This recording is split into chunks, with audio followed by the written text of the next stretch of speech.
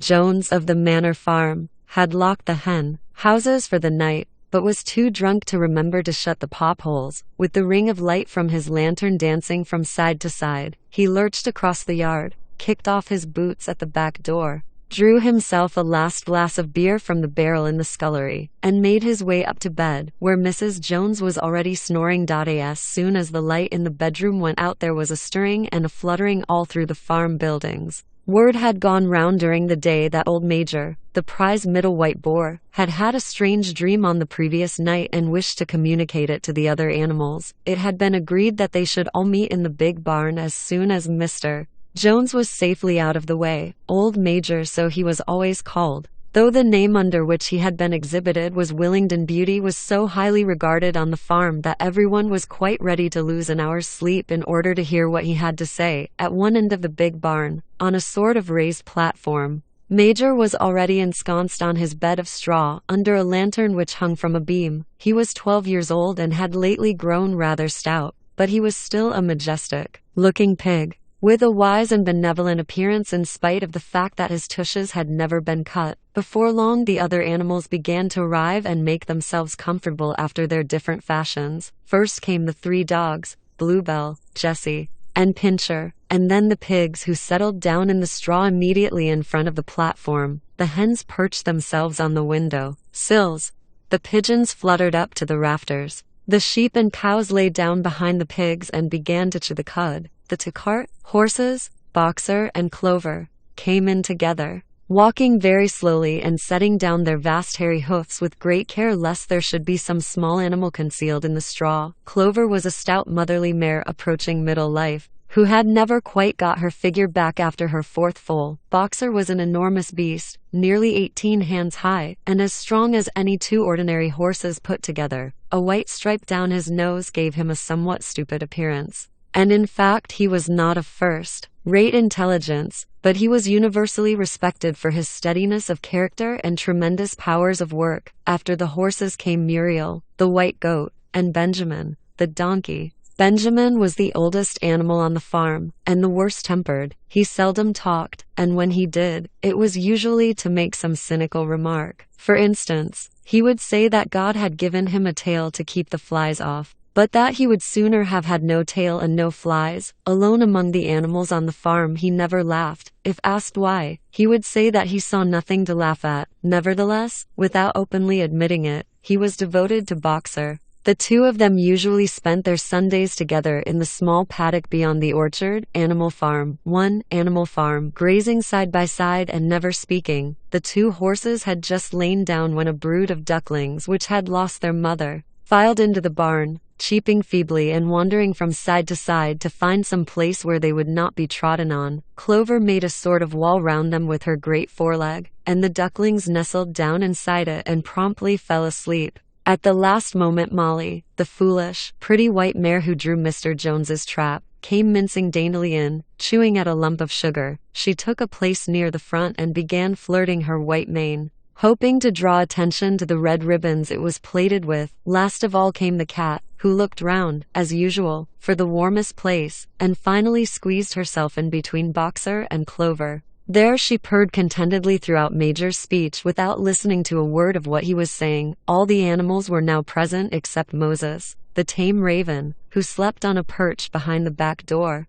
When Major saw that they had all made themselves comfortable and were waiting attentively, he cleared his throat and began. Comrades, you have heard already about the strange dream that I had last night, but I will come to the dream later. I have something else to say first. I do not think, comrades, that I shall be with you for many months longer, and before I die, I feel it my duty to pass on to you such wisdom as I have acquired. I have had a long life. I have had much time for thought as I lay alone in my stall, and I think I may say that I understand the nature of life on this earth as well as any animal now living. It is about this that I wish to speak to you. Now, comrades, what is the nature of this life of ours? Let us face it. Our lives are miserable, laborious, and short. We are born, we are given just so much food as will keep the breath in our bodies, and those of us who are capable of it are forced to work to the last atom of our strength, and the very instant that our usefulness has come to an end we are slaughtered with hideous cruelty.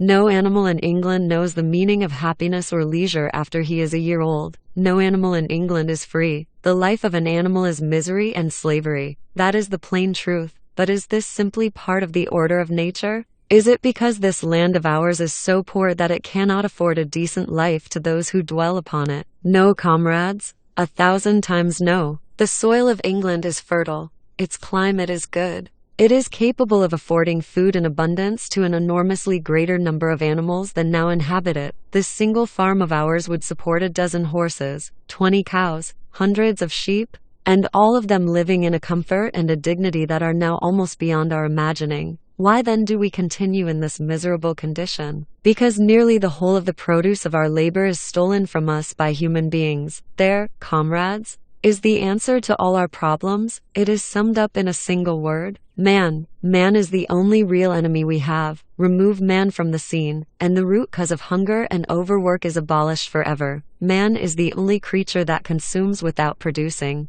He does not give milk. He does not lay eggs. He is too weak to pull the plow. He cannot run fast enough to catch rabbits. Yet he is lord of all the animals. He sets them to work. He gives back to them the bare minimum that will prevent them from starving. And the rest he keeps for himself. Our labor tills the soil. Our dung fertilizes it. And yet there is not one of us that owns more than his bare skin. You cows that I see before me, how many thousands of gallons of milk have you given during this last year? And what has happened to that milk which should have been breeding up sturdy calves? Every drop of it has gone down the throats of our enemies. And you hens, how many eggs have you laid in this last year? And how many of those eggs ever hatched into chickens? The rest have all gone to market to bring in money for Jones and his men. And you, Clover, where are those for foals you bore, who should have been the support and pleasure of your old age? Each was sold at a year old. You will never see one of them again. In return for your 4 confinements and all your labor in the fields, what have you ever had except your bare rations and a stall? Animal Farm.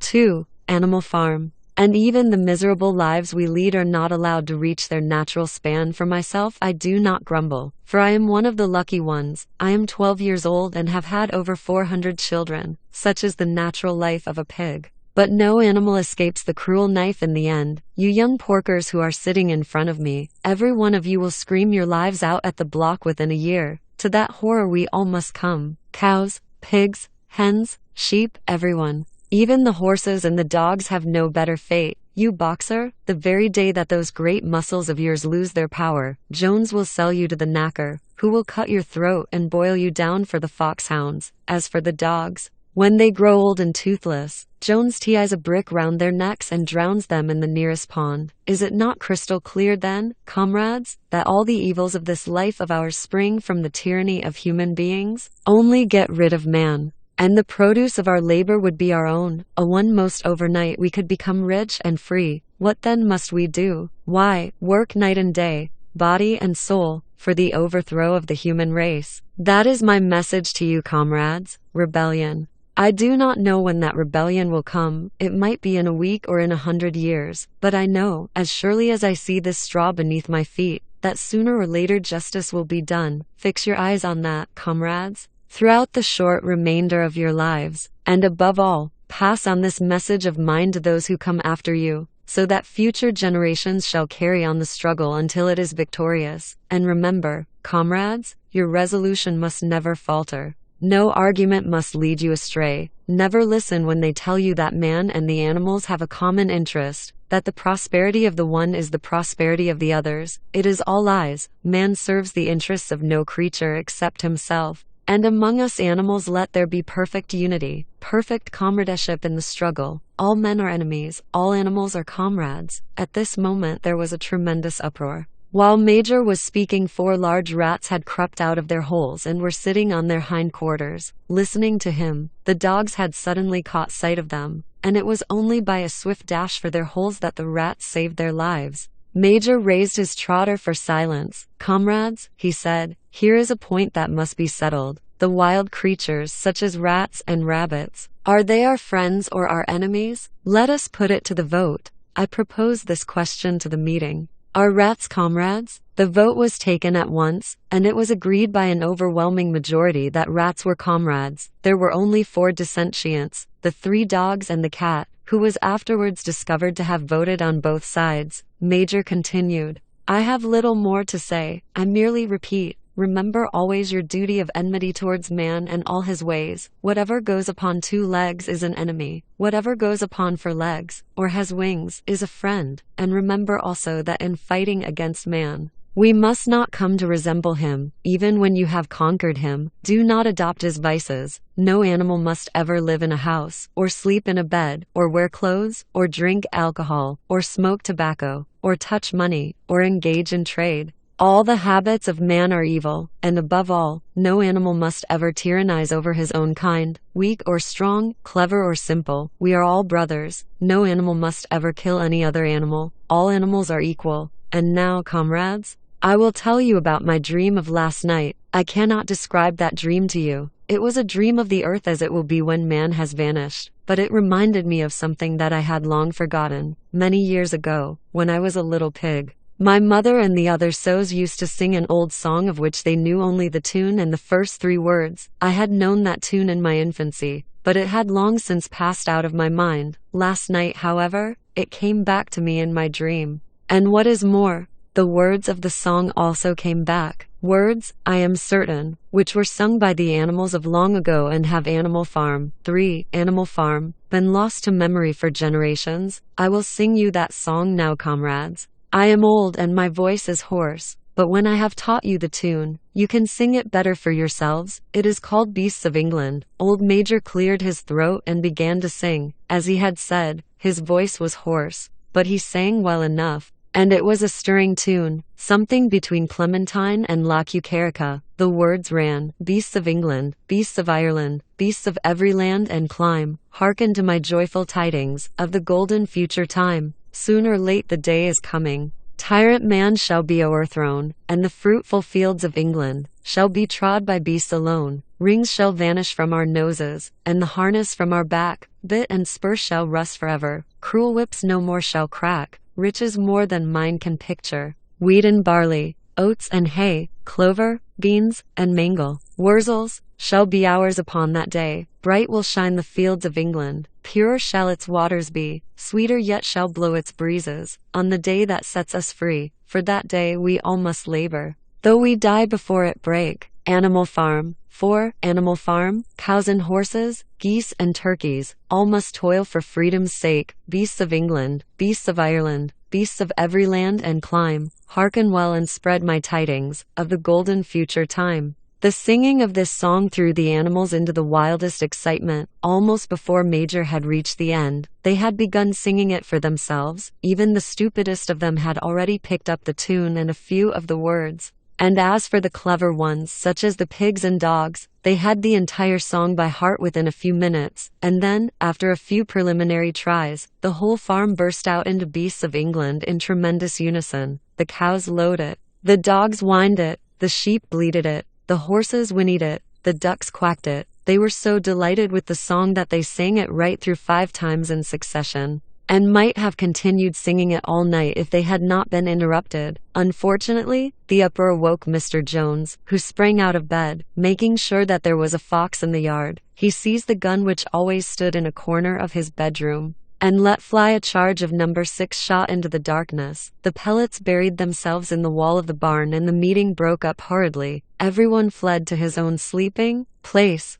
The birds jumped onto their perches. The animals settled down in the straw, and the whole farm was asleep in a moment. 3 nights later old Major died peacefully in his sleep. His body was buried at the foot of the orchard. This was early in March. During the next 3 months there was much secret activity. Major's speech had given to the more intelligent animals on the farm a completely new outlook on life. They did not know when the rebellion predicted by Major would take place. They had no reason for thinking that it would be within their own lifetime, but they saw clearly that it was their duty to prepare for it. The work of teaching and organizing the others fell naturally upon the pigs, who were generally recognized as being the cleverest of the animals. Pre-eminent among the pigs were 2 young boars named Snowball and Napoleon, whom Mr. Jones was breeding up for sale. Napoleon was a large, rather fierce-looking Berkshire boar. The only Berkshire on the farm, not much of a talker, but with a reputation for getting his own way. Snowball was a more vivacious pig than Napoleon, quicker in speech and more inventive, but was not considered to have the same depth of character. All the other male pigs on the farm were porkers. The best known among them was a small fat pig named Squealer, with very round cheeks, twinkling eyes, nimble movements, and a shrill voice. He was a brilliant talker, and when he was arguing some difficult point he had a way of skipping from side to side and whisking his tail which was somehow very persuasive. The others said of Squealer that he could turn black into white. These three had elaborated old Major's teachings into a complete system of thought, to which they gave the name of animalism. Several nights a week, after Mr. Jones was asleep, they held secret meetings in the barn and expounded the principles of animalism to the others. At the beginning they met with much stupidity and apathy. Some of the animals talked of the duty of loyalty to Mr. Jones, whom they referred to as Master, or made elementary remarks such as, "Mr. Jones feeds us. If he were gone, we should starve to death." Others ei. 5. Animal Farm asked such questions as, "Why should we care what happens after we are dead? Or if this rebellion is to happen anyway, what difference does it make whether we work for it or not?" And the pigs had great difficulty in making them see that this was contrary to the spirit of animalism. The stupidest questions of all were asked by Molly, the white mare. The very first question she asked Snowball was, "Will there still be sugar after the rebellion?" "No," said Snowball firmly. "We have no means of making sugar on this farm. Besides, you do not need sugar. You will have all the oats and hay you want." "And shall I still be allowed to wear ribbons in my mane?" asked Molly. "Comrade," said Snowball, "those ribbons that you are so devoted to are the badge of slavery. Can you not understand that liberty is worth more than ribbons?" Molly agreed, but she did not sound very convinced. The pigs had an even harder struggle to counteract the lies put about by Moses, the tame raven. Moses, who was Mr. Jones's especial pet, was a spy and a tale bearer, but he was also a clever talker. He claimed to know of the existence of a mysterious country called Sugar Candy Mountain, to which all animals went when they died. It was situated somewhere up in the sky, a little distance beyond the clouds, Moses said.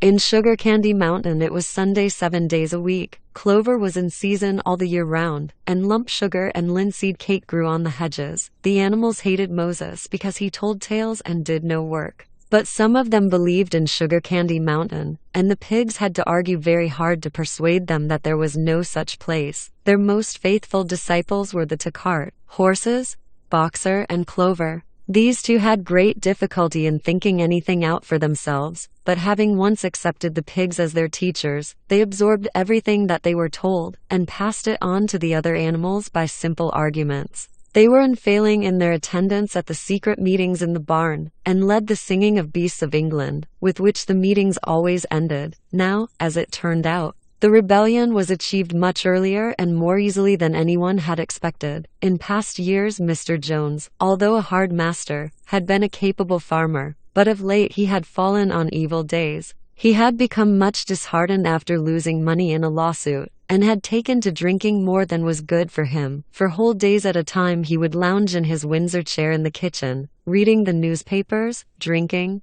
and occasionally feeding Moses on crusts of bread soaked in beer. His men were idle and dishonest, the fields were full of weeds, the buildings wanted roofing, the hedges were neglected, and the animals were underfed. June came and the hay was almost ready for cutting. On Midsummer's Eve, which was a Saturday, Mr. Jones went into Willingdon and got so drunk at the Red Lion that he did not come back till midday on Sunday. The men had milked the cows in the early morning and then had gone out rabbiting, without bothering to feed the animals. When Mr. Jones got back he immediately went to sleep on the drawing-room sofa with the news of the world over his face, so that when evening came, the animals were still unfed. At last they could stand it no longer. One of the cows broke in the door of the store shed with her horn, and all the animals began to help themselves from the bins. It was just then that Mr. Jones woke up. The next moment he and his 4 men were in the store shed with whips in their hands, lashing out in all directions. This was more than the hungry animals could bear. With one accord, though nothing of the kind had been planned beforehand, They flung themselves upon their tormentors. Jones and his men suddenly found themselves being butted and kicked from all sides. The situation was quite out of their control. They had never seen animals behave like this before. And this sudden uprising of creatures whom they were used to thrashing and maltreating just as they 6. Animal Farm chose, frightened them almost out of their wits. After only a moment or two they gave up trying to defend themselves and took to their heels. A minute later all 5 of them were in full flight down the cart track that led to the main road, with the animals pursuing them in triumph. Mrs. Jones looked out of the bedroom window, saw what was happening, hurriedly flung a few possessions into a carpet bag, and slipped out of the farm by another way. Moses sprang off his perch and flapped after her, croaking loudly. Meanwhile the animals had chased Jones and his men out onto the road and slammed the 5-barred gate behind them, and so, almost before they knew what was happening, the rebellion had been successfully carried through.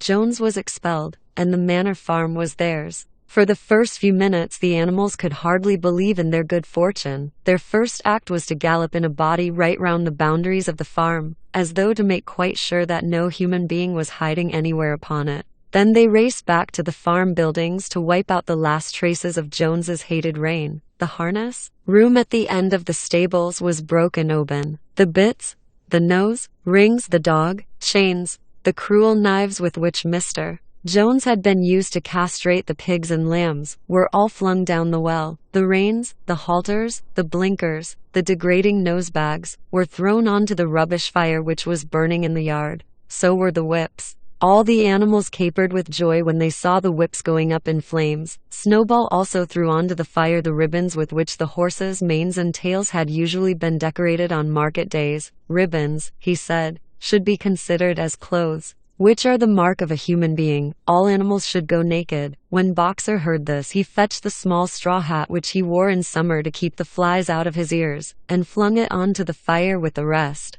In a very little while the animals had destroyed everything that reminded them of Mr. Jones. Napoleon then led them back to the store, shed, and served out a double ration of corn to everybody, with 2 biscuits for each dog. Then they sang Beasts of England from Enden 7 times running, and after that they settled down for the night and slept as they had never slept before. But they woke at dawn as usual, and suddenly remembering the glorious thing that had happened, they all raced out into the pasture together. A little way down the pasture there was a knoll that commanded a view of most of the farm. The animals rushed to the top of it and gazed round them in the clear morning light. Yes, it was theirs. Everything that they could see was theirs. In the ecstasy of that thought they gamboled round and round. They hurled themselves into the air in great leaps of excitement. They rolled in the dew. They cropped mouthfuls of the sweet summer grass. They kicked up clods of the black earth and snuffed its rich scent. Then they made a tour of inspection of the whole farm and surveyed with speechless admiration the plowland, the hayfield, the orchard,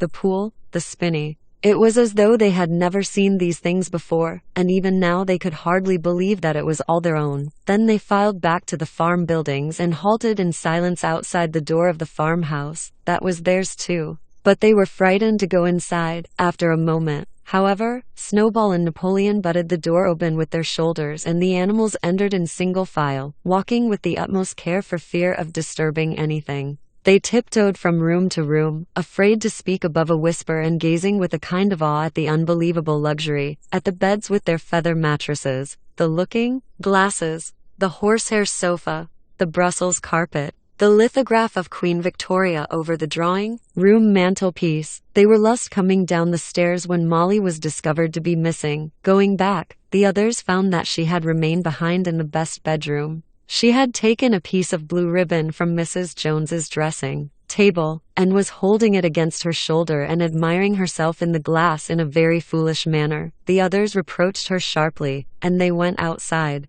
Some hams hanging in the kitchen 7, Animal Farm, were taken out for burial, and the barrel of beer in the scullery was stove in with a kick from Boxer's hoof. Otherwise nothing in the house was touched. A unanimous resolution was passed on the spot that the farmhouse should be preserved as a museum. All were agreed that no animal must ever live there. The animals had their breakfast, and then Snowball and Napoleon called them together again. "Comrades," said Snowball, "it is 6:30 and we have a long day before us. Today we begin the hay harvest, but there is another matter that must be attended to first. The pigs now revealed that during the past 3 months they had taught themselves to read and write from an old spelling book which had belonged to Mr. Jones's children and which had been thrown on the rubbish heap. Napoleon sent for pots of black and white paint and led the way down to the 5-barred gate that gave onto the main road. Then Snowball, for it was Snowball who was best at writing, took a brush between the 2 knuckles of his trotter,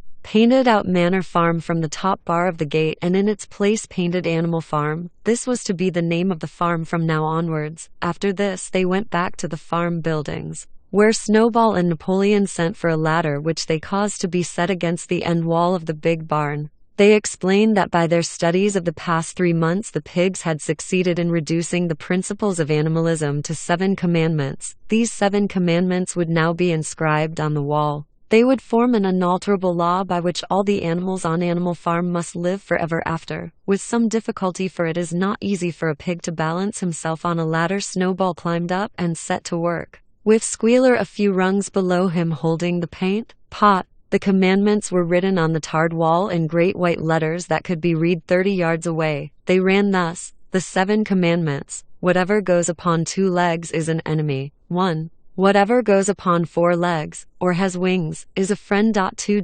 No animal shall wear clothes. 3. No animal shall sleep in a bed. 4. No animal shall drink alcohol. 5. No animal shall kill any other animal. 6. All animals are equal. 7. It was very neatly written, and except that friend was written frind and one of the S's was the wrong way round. The spelling was correct all the way through. Snowball read it aloud for the benefit of the others. All the animals nodded in complete agreement, and the cleverer ones at once began to learn the commandments by heart. Now, comrades, cried Snowball, throwing down the paint brush to the hayfield, let us make it a point of honor to get in the harvest more quickly than Jones and his men could do. But at this moment the 3 cows, who had seemed uneasy for some time past, set up a loud lowing. They had not been milked for 24 hours, and their udders were almost bursting. After a little thought, the pigs sent for buckets and milked the cows fairly successfully, their trotters being well adapted to this task. Soon there were 5 buckets of frothing creamy milk, at which many of the animals looked with considerable interest. What is going to happen to all that milk? Said someone.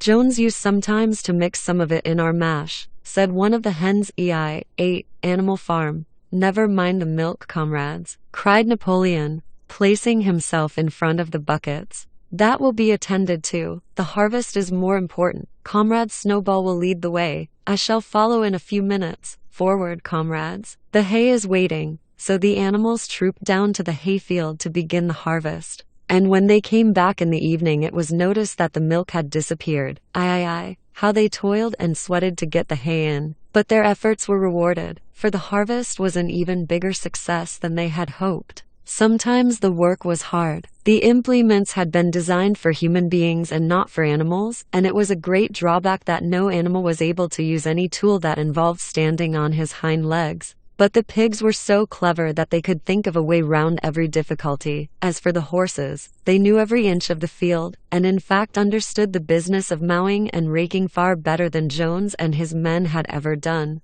The pigs did not actually work, but directed and supervised the others. With their superior knowledge it was natural that they should assume the leadership. Boxer and Clover would harness themselves to the cutter or the horse. Rake no bits or reins were needed in these days, of course, and tramp steadily round and round the field with a pig walking behind and calling out, "Gee up, comrade," or "Woe back, comrade," as the case might be. And every animal down to the humblest worked at turning the hay and gathering it. Even the ducks and hens toiled to and fro all day in the sun, carrying tiny wisps of hay in their beaks. In the end they finished the harvest in 2 days less time than it had usually taken Jones and his men. Moreover, it was the biggest harvest that the farm had ever seen. There was no wastage whatever. The hens and ducks with their sharp eyes had gathered up the very last stalk, and not an animal on the farm had stolen so much as a mouthful. All through that summer the work of the farm went like clockwork. The animals were happy as they had never conceived it possible to be. Every mouthful of food was an acute positive pleasure, now that it was truly their own food, produced by themselves and for themselves, not doled out to them by a grudging master. With the worthless parasitical human beings gone, there was more for everyone to eat. There was more leisure too. Inexperienced though the animals were, they met with many difficulties. For instance, later in the year, when they harvested the corn, they had to tread it out in the ancient style and blow away the chaff with their breath, since the farm possessed no threshing machine. But the pigs with their cleverness and Boxer with his tremendous muscles always pulled them through. Boxer was the admiration of everybody. He had been a hard worker even in Jones's time, but now he seemed more like 3 horses than one. There were days when the entire work of the farm seemed to rest on his mighty shoulders. From morning to night he was pushing and pulling, always at the spot where the work was hardest. He had made an arrangement with one of the cockerels to call him in the mornings half an hour earlier than anyone else, and would put in some volunteer labor at whatever seemed to be most needed. Before the regular day's work began, his answer to every problem, every setback, was, "I will work harder," which he had adopted as his personal motto. But everyone worked according to his capacity. The hens and ducks, for instance, saved 5 bushels of corn at the harvest by gathering up the stray grains. Nobody stole. Nobody grumbled over his rations. The quarreling and biting and jealousy which had been normal features of life in the old days had almost disappeared. Nobody shirked, or almost nobody. Molly, it was true, was not good at getting up in the mornings, and had a way of leaving work early on the ground that there was a stone in her hoof, and the behavior of the cat was somewhat peculiar. It was soon noticed that when there was work to be done the cat could never be found. She would vanish for hours on end, and then reappear at meal times, or in the evening after work was over, as though nothing had happened. But she always made such excellent excuses, and Animal Farm purred so affectionately, that it was impossible not to believe in her good intentions. Old Benjamin, the donkey, seemed quite unchanged since the rebellion. He did his work in the same slow, obstinate way as he had done it in Jones's time, never shirking and never volunteering for extra work either.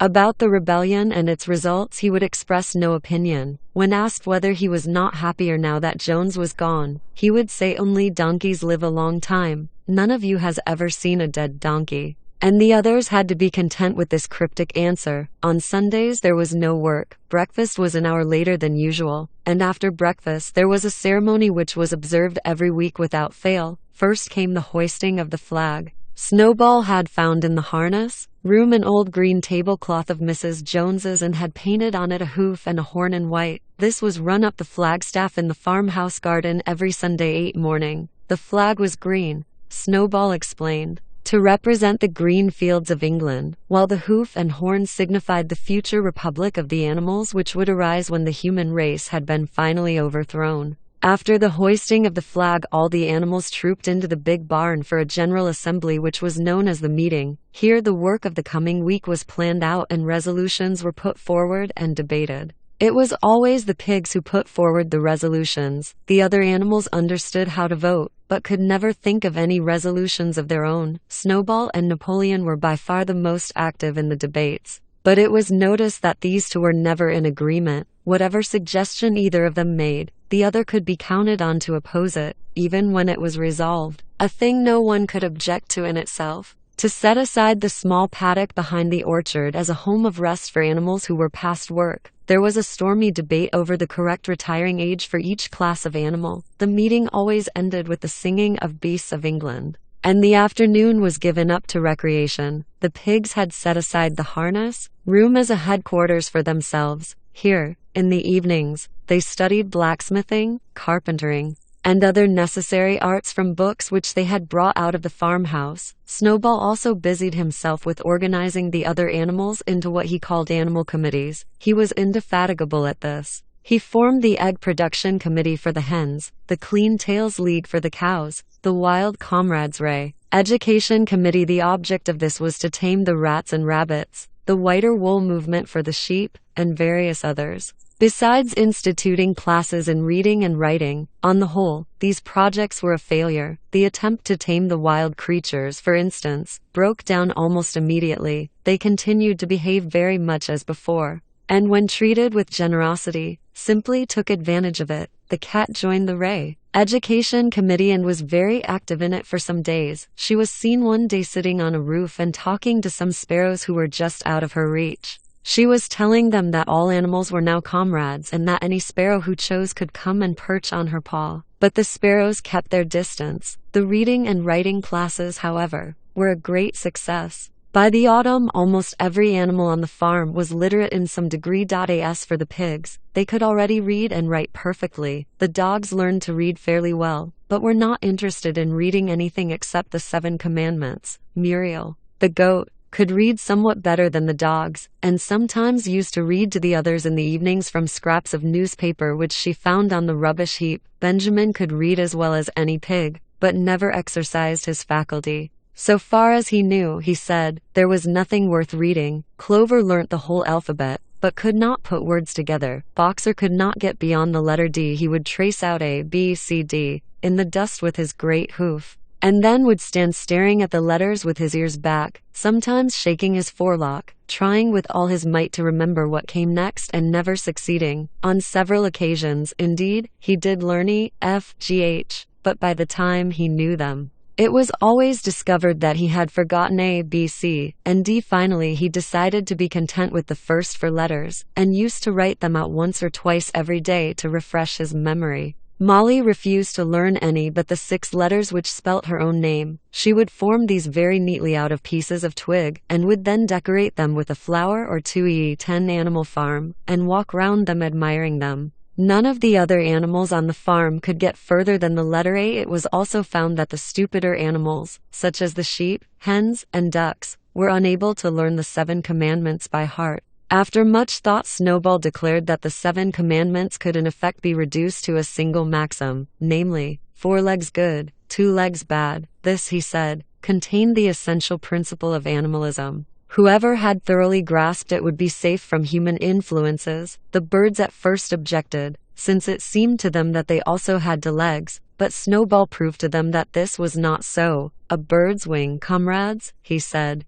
is an organ of propulsion and not of manipulation. It should therefore be regarded as a leg. The distinguishing mark of man is the hand, the instrument with which he does all his mischief. The birds did not understand Snowball's long words, but they accepted his explanation, and all the humbler animals set to work to learn the new maxim by heart. 4 legs good, 2 legs bad, was inscribed on the end wall of the barn, above the 7 Commandments, and in bigger letters. When they had once got it by heart, the sheep developed a great liking for this maxim, and often as they lay in the field they would all start bleating 4 legs good, 2 legs bad, 4 legs good, 2 legs bad, and keep it up for hours on end, never growing tired of it. Napoleon took no interest in Snowball's committees. He said that the education of the young was more important than anything that could be done for those who were already grown up. It happened that Jessie and Bluebell had both whelped soon after the hay harvest, giving birth between them to 9 sturdy puppies. As soon as they were weaned, Napoleon took them away from their mothers, saying that he would make himself responsible for their education. He took them up into a loft which could only be reached by a ladder from the harness room, and there kept them in such seclusion that the rest of the farm soon forgot their existence. The mystery of where the milk went to was soon cleared up. It was mixed every day into the pig's mash. The early apples were now ripening, and the grass of the orchard was littered with windfalls. The animals had assumed as a matter of course that these would be shared out equally. One day, however, the order went forth that all the windfalls were to be collected and brought to the harness room for the use of the pigs. At this some of the other animals murmured, but it was no use. All the pigs were in full agreement on this point, even Snowball and Napoleon. Squealer was sent to make the necessary explanations to the others. "Comrades," he cried, "you do not imagine, I hope, that we pigs are doing this in a spirit of selfishness and privilege. Many of us actually dislike milk and apples. I dislike them myself. Our sole object in taking these things is to preserve our health. Milk and apples, this has been proved by science, comrades, contain substances absolutely necessary to the well-being of a pig. We pigs are brain workers. The whole management and organization of this farm depend on us. Day and night we are watching over your welfare. It is for your sake that we drink that milk and eat those apples. Do you know what would happen if we pigs failed in our duty? Jones would come back. Yes, Jones would come back. Surely, comrades," cried Squealer almost pleadingly, skipping from side to side and whisking his tail. "Surely there is no one among you who wants to see Jones come back." Now, if there was one thing that the animals were completely certain of, it was that they did not want Jones back. When it was put to them in this light, they had no more to say. The importance of keeping the pigs in good health was all too obvious.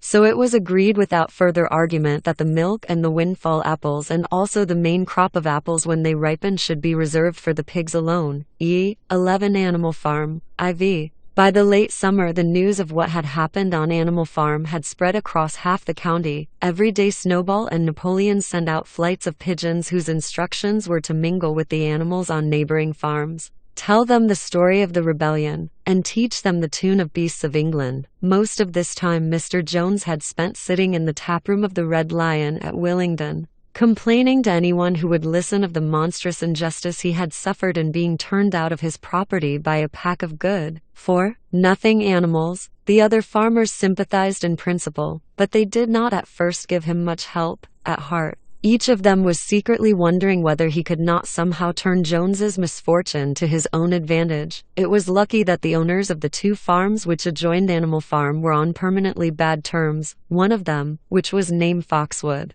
was a large, neglected, old-fashioned farm much overgrown by woodland, with all its pastures worn out and its hedges in a disgraceful condition. Its owner, Mr. Pilkington, was an easy-going gentleman farmer who spent most of his time in fishing or hunting according to the season. The other farm, which was called Pinchfield, was smaller and better kept. Its owner was a Mr. Frederick, a tough, shrewd man, perpetually involved in lawsuits and with a name for driving hard bargains. These two disliked each other so much that it was difficult for them to come to any agreement, even in defense of their own interests. Nevertheless, they were both thoroughly frightened by the rebellion on Animal Farm, and very anxious to prevent their own animals from learning too much about it. At first they pretended to laugh to scorn the idea of animals managing a farm for themselves. The whole thing would be over in a fortnight, they said. They put it about that the animals on the Manor Farm, they insisted on calling it the Manor Farm. They would not tolerate the name Animal Farm, were perpetually fighting among themselves and were also rapidly starving to death. When time passed and the animals had evidently not starved to death, Frederick and Pilkington changed their tune and began to talk of the terrible wickedness that now flourished on Animal Farm. It was given out that the animals there practiced cannibalism, tortured one another with red-hot horseshoes,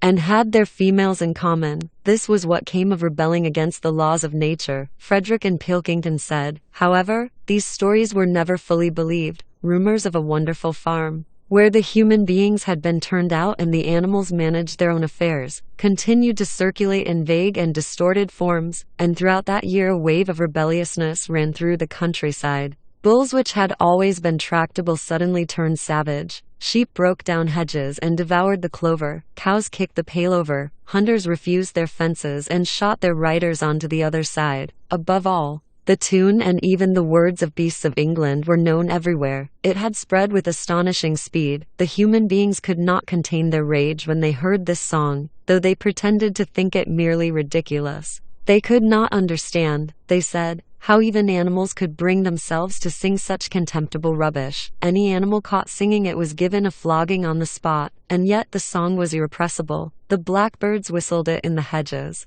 The pigeons cooed it in the elms. It got into the din of the smithies and the tune of the church bells, and when the human beings listened to it, they secretly trembled, hearing in it a prophecy of their future doom. Early in October, when the corn was cut and stacked and some of it was already threshed, a flight of pigeons came whirling through the air and alighted in the yard of Animal Farm in the wildest excitement. Jones and all his men, with half a dozen others from Foxwood and Pinchfield, had entered the 5-barred gate and were coming up the cart track that led to the farm. They were all carrying sticks, except Jones, who was marching ahead with a gun in his hands. Obviously they were going to attempt the recapture of the farm, 12 Animal Farm. This had long been expected, and all preparations had been made. Snowball, who had studied an old book of Julius Caesar's campaigns which he had found in the farmhouse, was in charge of the defensive operations. He gave his orders quickly, and in a couple of minutes every animal was at his post. As the human beings approached the farm buildings, Snowball launched his first attack. All the pigeons, to the number of 35,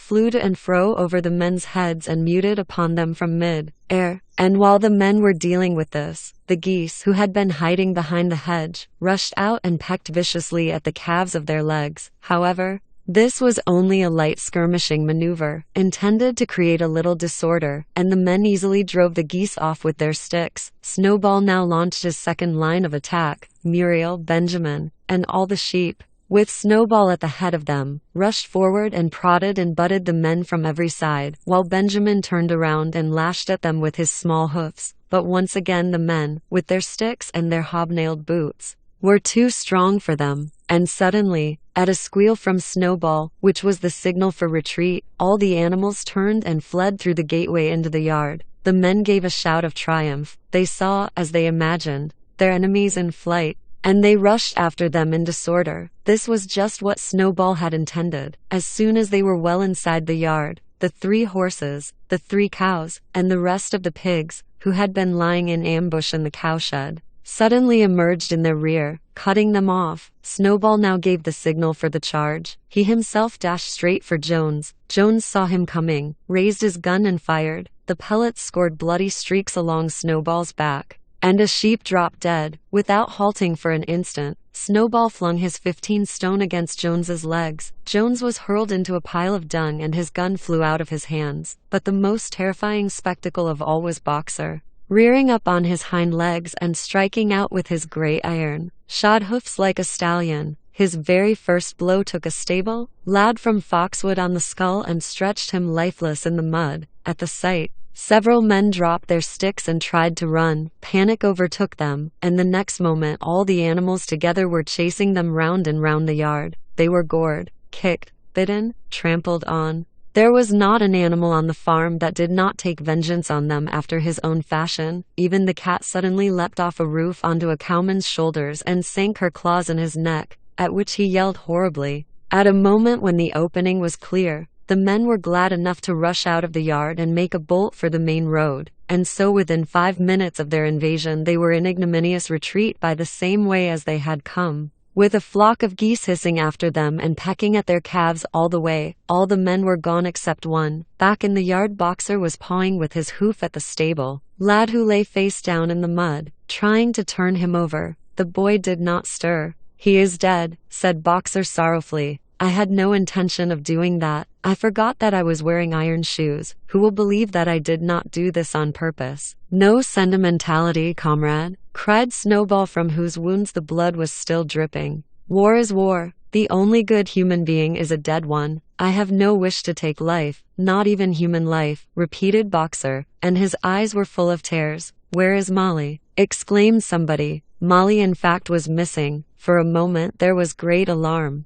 It was feared that the men might have harmed her in some way, or even carried her off with them. In the end, however, she was found hiding in her stall with her head buried among the hay in the manger. She had taken to flight as soon as the gun went off, and when the others came back from looking for her, it was to find that the stable lad, who in fact was only stunned, had already recovered and made off. Iv. 13. Animal Farm. The animals had now reassembled in the wildest excitement, each recounting his own exploits in the battle at the top of his voice. An impromptu celebration of the victory was held immediately. The flag was run up and Beasts of England was sung a number of times. Then the sheep who had been killed was given a solemn funeral, a hawthorn bush being planted on her grave. At the graveside, Snowball made a little speech, emphasizing the need for all animals to be ready to die for Animal Farm if need be. The animals decided unanimously to create a military decoration, Animal Hero First Class, which was conferred there and then on Snowball and Boxer. It consisted of a brass medal. They were really some old horse brasses which had been found in the harness room, to be worn on Sundays and holidays. There was also Animal Hero Second Class, which was conferred posthumously on the dead sheep. There was much discussion as to what the battle should be called. In the end, it was named the Battle of the Cowshed, since that was where the ambush had been sprung. Mr. Jones's gun had been found lying in the mud, and it was known that there was a supply of cartridges in the farmhouse. It was decided to set the gun up at the foot of the flagstaff, like a piece of artillery, and to fire it twice a year, once on October the 12th the anniversary of the Battle of the Cowshed, and once on Midsummer Day, the anniversary of the rebellion.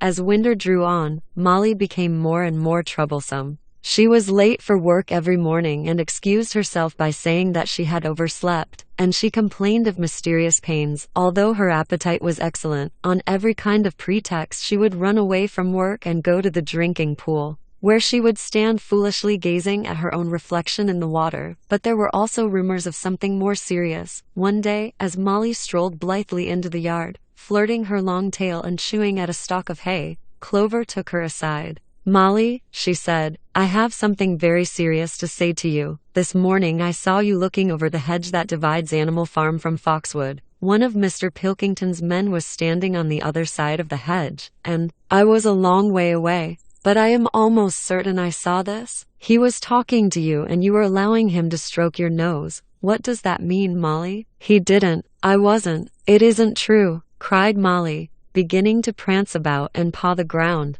"Molly, look me in the face. Do you give me your word of honor that that man was not stroking your nose?" "It isn't true," repeated Molly, but she could not look Clover in the face, and the next moment she took to her heels and galloped away into the field. A thought struck Clover. Without saying anything to the others, she went to Molly's stall and turned over the straw with her hoof. Hidden under the straw was a little pile of lump sugar and several bunches of ribbon of different colors. 3 days later Molly disappeared. For some weeks nothing was known of her whereabouts. Then the pigeons reported that they had seen her on the other side of Willingdon. She was between the shafts of a smart dog cart painted red and black, which was standing outside a public house.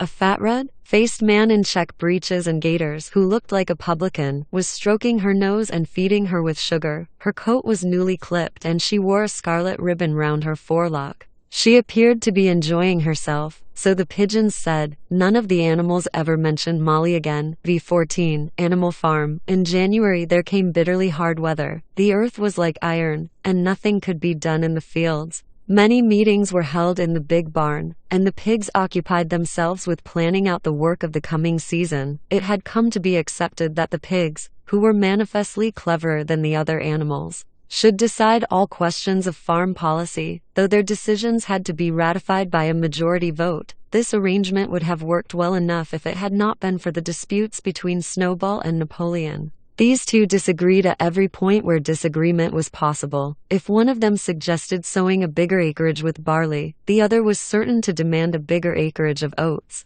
And if one of them said that such and such a field was just right for cabbages, the other would declare that it was useless for anything except roots. Each had his own following, and there were some violent debates. At the meetings Snowball often won over the majority by his brilliant speeches, but Napoleon was better at canvassing support for himself in between times. He was especially successful with the sheep. Of late the sheep had taken to bleating 4 legs good, 2 legs bad both in and out of season, and they often interrupted the meeting with this. It was noticed that they were especially liable to break into 4 legs good, 2 legs bad at crucial moments in Snowball's speeches. Snowball had made a close study of some back numbers of the farmer and stock breeder which he had found in the farmhouse, and was full of plans for innovations and improvements. He talked learnedly about field drains, silage, and basic slag, and had worked out a complicated scheme for all the animals to drop their dung directly in the fields, at a different spot every day, to save the labor of cartage. Napoleon produced no schemes of his own,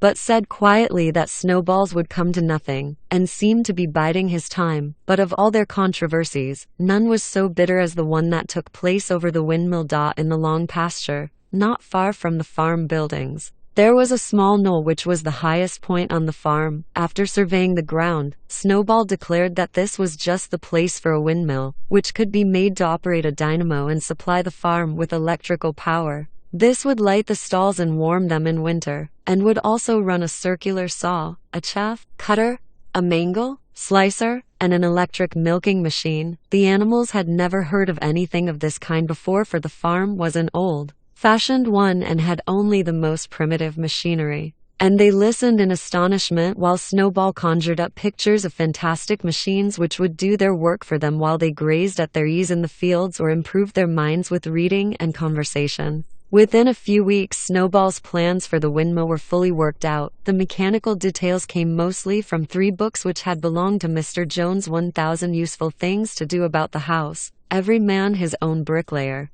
and Electricity for Beginners. Snowball used as his study a shed which had once been used for incubators and had a smooth wooden floor, suitable for drawing on. He was closeted there for hours at a time, with his books held open by a stone, and with a piece of chalk gripped between the knuckles of his trotter. He would move rapidly to and fro, drawing in line after line and uttering little whimpers of excitement. Gradually the plans grew into a complicated mass of cranks and cog wheels, covering more than half the floor, which the other animals found completely unintelligible but very impressive. All of them came to look at Snowball's drawings at least once a day. Even the hens and ducks came, and were at pains not to tread on the chalk marks. Only Napoleon held aloof. He had declared himself against the windmill from the start. One day, however, he arrived unexpectedly to examine the plans. He walked heavily round the shed, looked closely at every detail of the plans and snuffed at them once or twice, then stood for a little while contemplating them out of the corner of his eye. Then suddenly he lifted his leg, urinated over the plans, and walked out without uttering a word. The whole farm was deeply divided on the subject of the windmill. Snowball did not deny that to build it would be a difficult business. Stone would have to be carried and built up into walls. Then the sails would have to be made, and after that there would be need for dynamos and cables. How these were to be procured, Snowball did not say, but he maintained that it could all be done in a year, and thereafter, he declared, so much labor would be saved that the animals would only need to work 3 days a week. Napoleon, on the other hand, argued that the great need of the moment was to increase food production, and that if they wasted the 15 animal farm time on the windmill they would all starve to death. The animals formed themselves into 2 factions under the slogan, "Vote for Snowball and the 3-day week," and "Vote for Napoleon and the full manger." Benjamin was the only animal who did not side with either faction. He refused to believe either that food would become more plentiful or that the windmill would save work. Windmill or no windmill, he said, life would go on as it had always gone on. That is, badly. Apart from the disputes over the windmill, there was the question of the defense of the farm. It was fully realized that though the human beings had been defeated in the Battle of the Cowshed, they might make another and more determined attempt to recapture the farm and reinstate Mr. Jones. They had all the more reason for doing so because the news of their defeat had spread across the countryside and made the animals on the neighboring farms more restive than ever. As usual, Snowball and Napoleon were in disagreement. According to Napoleon, what the animals must do was to procure firearms and train themselves in the use of them. According to Snowball, they must send out more and more pigeons and stir up rebellion among the animals on the other farms. The one argued that if they could not defend themselves they were bound to be conquered. The other argued that if rebellions happened everywhere they would have no need to defend themselves. The animals listened first to Napoleon, then to Snowball, and could not make up their minds which was right. Indeed, they always found themselves in agreement with the one who was speaking at the moment. At last the day came when Snowball's plans were completed.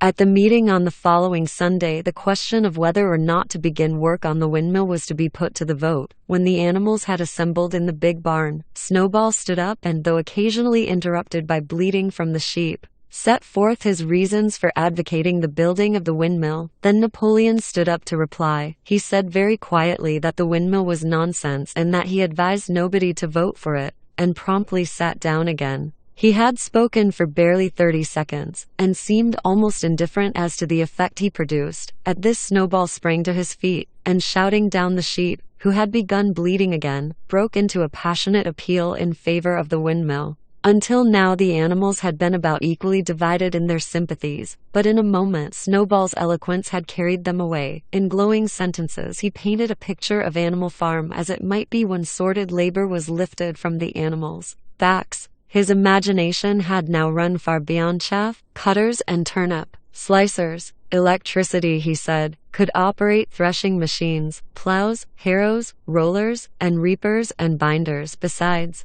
supplying every stall with its own electric light, hot and cold water, and an electric heater. By the time he had finished speaking, there was no doubt as to which way the vote would go, but just at this moment Napoleon stood up and, casting a peculiar sidelong look at Snowball, uttered a high-pitched whimper of a kind no one had ever heard him utter before. At this, there was a terrible baying sound outside, and 9 enormous dogs wearing brass-studded collars came bounding into the barn. They dashed straight for Snowball, who only sprang from his place just in time to escape their snapping jaws. In a moment he was out of the door and they were after him, too amazed and frightened to speak. All the animals crowded through the door to watch the chase. Snowball was racing across the long pasture that led to the road. He was running as only a pig can run, but the dogs were close on his heels. Suddenly he slipped and it seemed certain that they had him. Then he was up again, running faster than ever. Then the dogs were gaining on him again. One of them all but closed his jaws on Snowball's tail, but Snowball whisked it free just in time.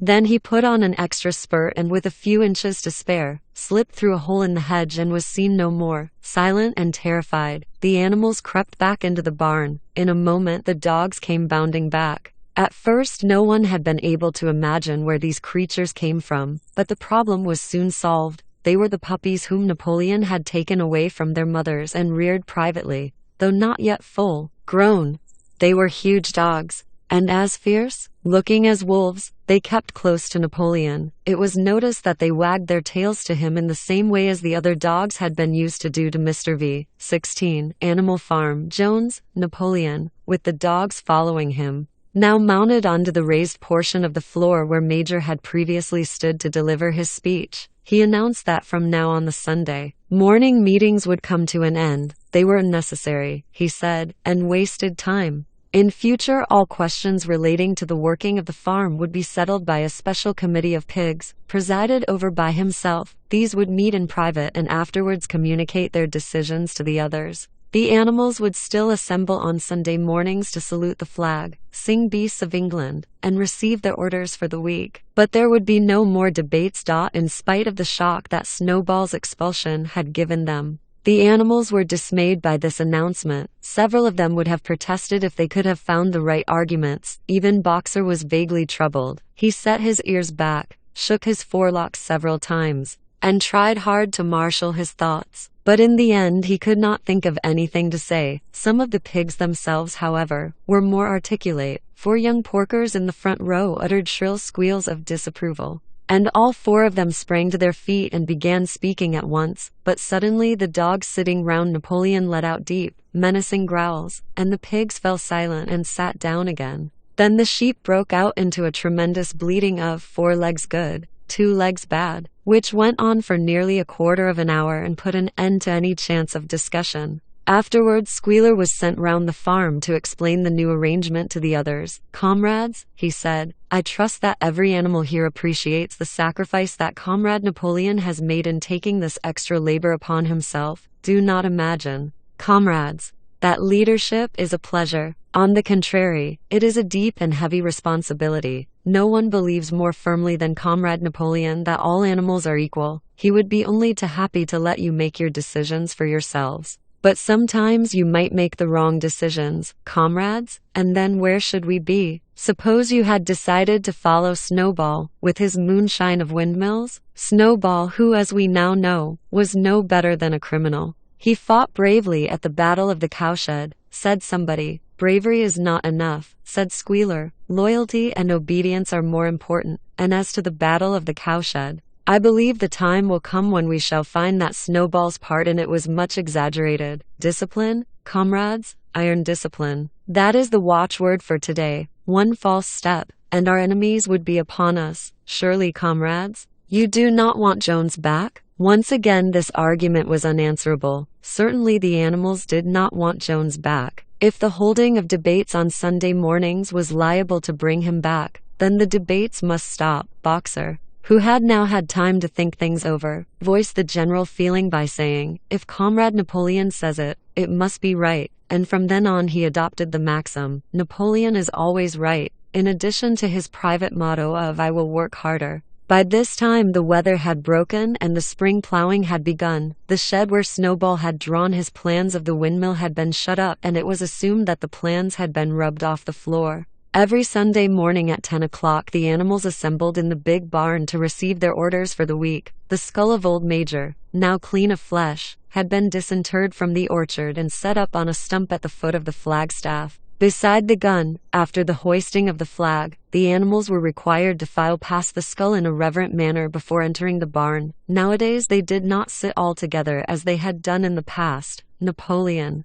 with Squealer and another pig named Minimus, who had a remarkable gift for composing songs and poems, sat on the front of the raised platform, with the 9 young dogs forming a V-17 animal farm semicircle round them, and the other pigs sitting behind. The rest of the animals sat facing them in the main body of the barn. Napoleon read out the orders for the week in a gruff soldierly style, and after a single singing of Beasts of England, all the animals dispersed. On the 3rd Sunday after Snowball's expulsion, the animals were somewhat surprised to hear Napoleon announce that the windmill was to be built after all. He did not give any reason for having changed his mind, but merely warned the animals that this extra task would mean very hard work. It might even be necessary to reduce their rations. The plans, however, had all been prepared, down to the last detail. A special committee of pigs had been at work upon them for the past 3 weeks. The building of the windmill, with various other improvements, was expected to take 2 years.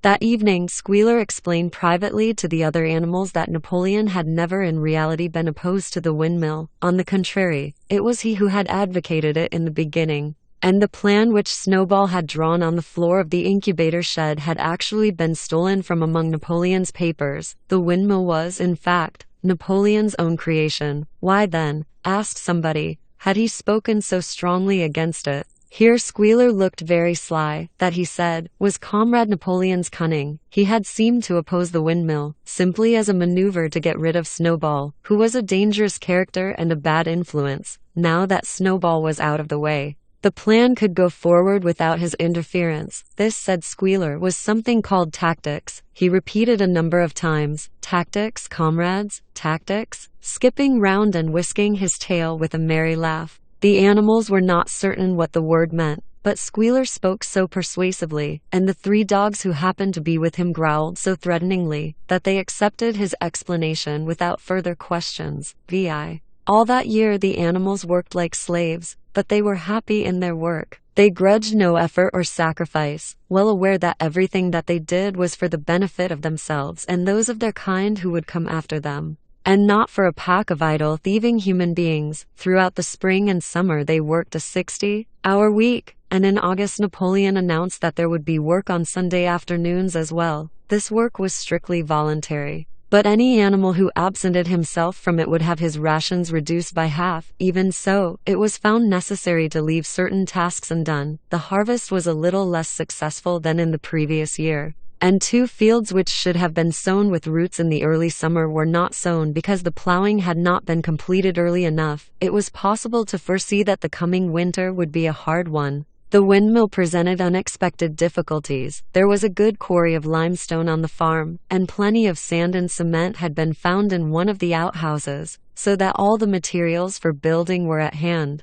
But the problem the animals could not at first solve was how to break up the stone into pieces of suitable size. There seemed no way of doing this except with picks and crowbars, which no animal could use, because no animal could stand on his hind legs. Only after weeks of vain effort did the right idea occur to somebody, namely, to utilize the force of gravity. Huge boulders, far too big to be used as they were lying all over the bed of the quarry. The animals lashed ropes round these, and then all together, cows, horses, sheep, any animal that could lay hold of the rope. Even the pigs sometimes joined in at critical moments. They dragged them with desperate slowness up the slope to the top of the quarry, where they were toppled over the edge, to shatter to pieces below. Transporting the stone when it was once broken was comparatively simple. The horses carried it off in cart loads. The sheep dragged single blocks. Even Muriel and Benjamin yoked themselves into an old governess cart and did their share. By late summer, sufficient store of stone had accumulated, and then the building began, under the superintendence of the pigs, Vi-18 animal farm.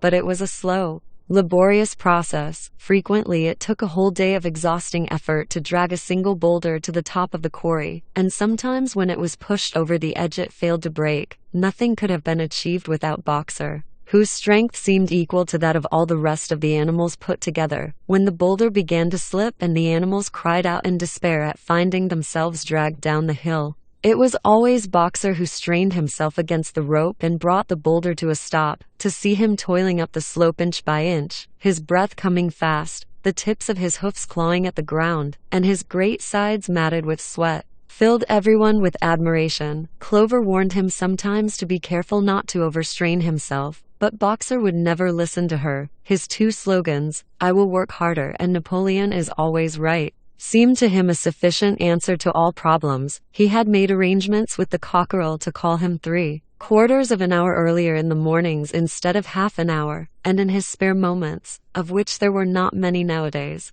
he would go alone to the quarry, collect a load of broken stone, and drag it down to the site of the windmill unassisted. The animals were not badly off throughout that summer, in spite of the hardness of their work. If they had no more food than they had had in Jones's day, at least they did not have less. The advantage of only having to feed themselves, and not having to support 5 extravagant human beings as well, was so great that it would have taken a lot of failures to outweigh it, and in many ways the animal method of doing things was more efficient and saved labor. Such jobs as weeding, for instance, could be done with a thoroughness impossible to human beings.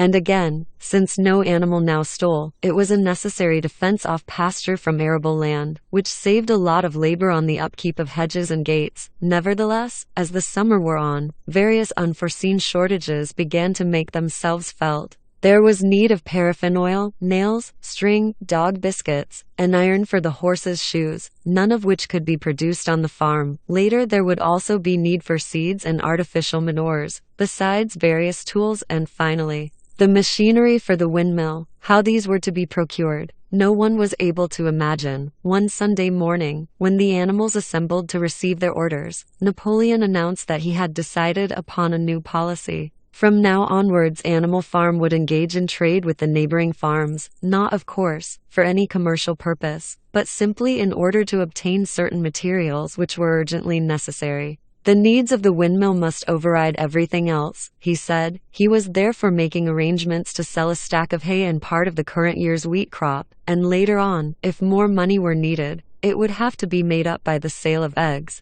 for which there was always a market in Willingdon. The hens, said Napoleon, should welcome this sacrifice as their own special contribution towards the building of the windmill. Once again the animals were conscious of a vague uneasiness. Never to have any dealings with human beings, never to engage in trade, never to make use of money. Had not these been among the earliest resolutions passed at that first triumphant meeting after Jones was expelled? All the animals remembered passing such resolutions, or at least they thought that they remembered it. The 4 young pigs who had protested when Napoleon abolished the meetings raised their voices timidly, but they were promptly silenced by a tremendous growling from the dogs. Then, as usual, the sheep broke into 4 legs good, 2 legs bad, and the momentary awkwardness was smoothed over. Finally, Napoleon raised his trotter for silence and announced that he had already made all the arrangements. There would be no need for any of the animals to come in contact with human beings, which would clearly be most undesirable. He intended to take the whole burden upon his own shoulders. A Mr. Whymper, a solicitor living in Willingdon, had agreed to act as intermediary between Animal Farm and the outside world, and would visit the farm every Monday morning to receive his instructions. Napoleon ended his speech with his usual cry of "Long live Animal Farm," and after the singing of Beasts of England the animals were dismissed. Afterwards Squealer made a round of the farm and set the animals' minds at rest. He assured them that the resolution against engaging in trade and using money had never been passed, or even suggested. It was pure imagination, probably traceable in the beginning to lies circulated by Snowball. A few animals still felt vi. 19, Animal Farm, faintly doubtful, but Squealer asked them shrewdly, "Are you certain that this is not something that you have dreamed, comrades? Have you any record of such a resolution? Is it written down anywhere?" And since it was certainly true that nothing of the kind existed in writing, the animals were satisfied that they had been mistaken. Every Monday Mr. Whymper visited the farm as had been arranged. He was a sly-looking little man with side whiskers, a solicitor in a very small way of business, but sharp enough to have realized earlier than anyone else that Animal Farm would need a broker and that the commissions would be worth having. The animals watched his coming and going with a kind of dread, and avoided him as much as possible. Nevertheless, The sight of Napoleon on all fours, delivering orders to Whymper, who stood on two legs, roused their pride and partly reconciled them to the new arrangement. Their relations with the human race were now not quite the same as they had been before. The human beings did not hate Animal Farm any less now that it was prospering. Indeed, they hated it more than ever. Every human being held it as an article of faith that the farm would go bankrupt sooner or later, and above all, that the windmill would be a failure. They would meet in the public houses and prove to one another by means of diagrams that the windmill was bound to fall down, or that if it did stand up, then that it would never work. And yet, against their will, they had developed a certain respect for the efficiency with which the animals were managing their own affairs. One symptom of this was that they had begun to call Animal Farm by its proper name and ceased to pretend that it was called the Manor Farm. They had also dropped their championship of Jones, who had given up hope of getting his farm back and gone to live in another part of the county. Except through Whymper, there was as yet no contact between Animal Farm and the outside world. But there were constant rumors that Napoleon was about to enter into a definite business agreement either with Mr. Pilkington of Foxwood or with Mr. Frederick of Pinchfield. But never, it was noticed, with both simultaneously. It was about this time that the pigs suddenly moved into the farmhouse and took up their residence there. Again, the animals seemed to remember that a resolution against this had been passed in the early days. And again Squealer was able to convince them that this was not the case. It was absolutely necessary, he said, that the pigs, who were the brains of the farm, should have a quiet place to work in. It was also more suited to the dignity of the leader, for of late he had taken to speaking of Napoleon under the title of leader to live in a house than in a mere sty. Nevertheless, some of the animals were disturbed when they heard that the pigs not only took their meals in the kitchen and used the drawing room as a recreation room, but also slept in the beds. Boxer passed it off as usual with "Napoleon is always right," but Clover, who thought she remembered a definite ruling against beds, went to the end of the barn and tried to puzzle out the 7 commandments which were inscribed there. Finding herself unable to read more than individual letters, she fetched Muriel. "Muriel," she said, "read me the 4th commandment. Does it not say something about never sleeping in a bed?" With some difficulty Muriel spelled it out. "It says, 'No animal shall sleep in a bed with sheets,'" she announced finally. Curiously enough, Clover had not remembered that the 4th commandment mentioned sheets, but as it was there on the wall, it must have done so, and Squealer, who happened to be passing at this moment, attended by 2 or 3 dogs, was able to put the whole matter in its proper perspective. "You have heard then, comrades," he said, "that we pigs now sleep in the beds of the farmhouse? And why not? You did not suppose, surely, that there was ever a ruling against beds? A bed merely means a place to sleep in. A pile of straw in a stall is a bed, properly regarded. The rule was against sheets, which are a human invention. We have removed the sheets from the farmhouse beds, and sleep between blankets. And very comfortable beds they are too, but not more comfortable than we need, I can tell you, comrades, with all the 20 Animal Farm brainwork we have to do nowadays. You would not rob us of our repose, would you, comrades? You would not have us too tired to carry out our duties? Surely none of you wishes to see Jones back?" The animals reassured him on this point immediately, and no more was said about the pigs sleeping in the farmhouse beds. And when, some days afterwards, it was announced that from now on the pigs would get up an hour later in the mornings than the other animals, no complaint was made about that either. By the autumn the animals were tired but happy. They had had a hard year, and after the sale of part of the hay and corn, the stores of food for the winter were none too plentiful, but the windmill compensated for everything. It was almost half built now. After the harvest there was a stretch of clear dry weather, and the animals toiled harder than ever, thinking it well worthwhile to plod to and fro all day with blocks of stone if by doing so they could raise the walls another foot. Boxer would even come out at nights and work for an hour or 2 on his own by the light of the harvest moon. In their spare moments the animals would walk round and round the half-finished mill, admiring the strength and perpendicularity of its walls and marveling that they should ever have been able to build anything so imposing. Only old Benjamin refused to grow enthusiastic about the windmill, though, as usual, he would utter nothing beyond the cryptic remark that donkeys live a long time. November came, with raging south-west winds. Building had to stop because it was now too wet to mix the cement. Finally, there came a night when the gale was so violent that the farm buildings rocked on their foundations and several tiles were blown off the roof of the barn. The hens woke up squawking with terror because they had all dreamed simultaneously of hearing a gun go off in the distance. In the morning, the animals came out of their stalls to find that the flagstaff had been blown down and an elm tree at the foot of the orchard had been plucked up like a radish. They had just noticed this when a cry of despair broke from every animal's throat. A terrible sight had met their eyes. The windmill was in ruins. With one accord, they dashed down to the spot. Napoleon, who seldom moved out of a walk, raced ahead of them all. Yes, there it lay, the fruit of all their struggles, leveled to its foundations, the stones they had broken and carried so laboriously scattered all around. Unable at first to speak, they stood gazing mournfully at the litter of fallen stone. Napoleon paced to and fro in silence, occasionally snuffing at the ground. His tail had grown rigid and twitched sharply from side to side, a sign in him of intense mental activity.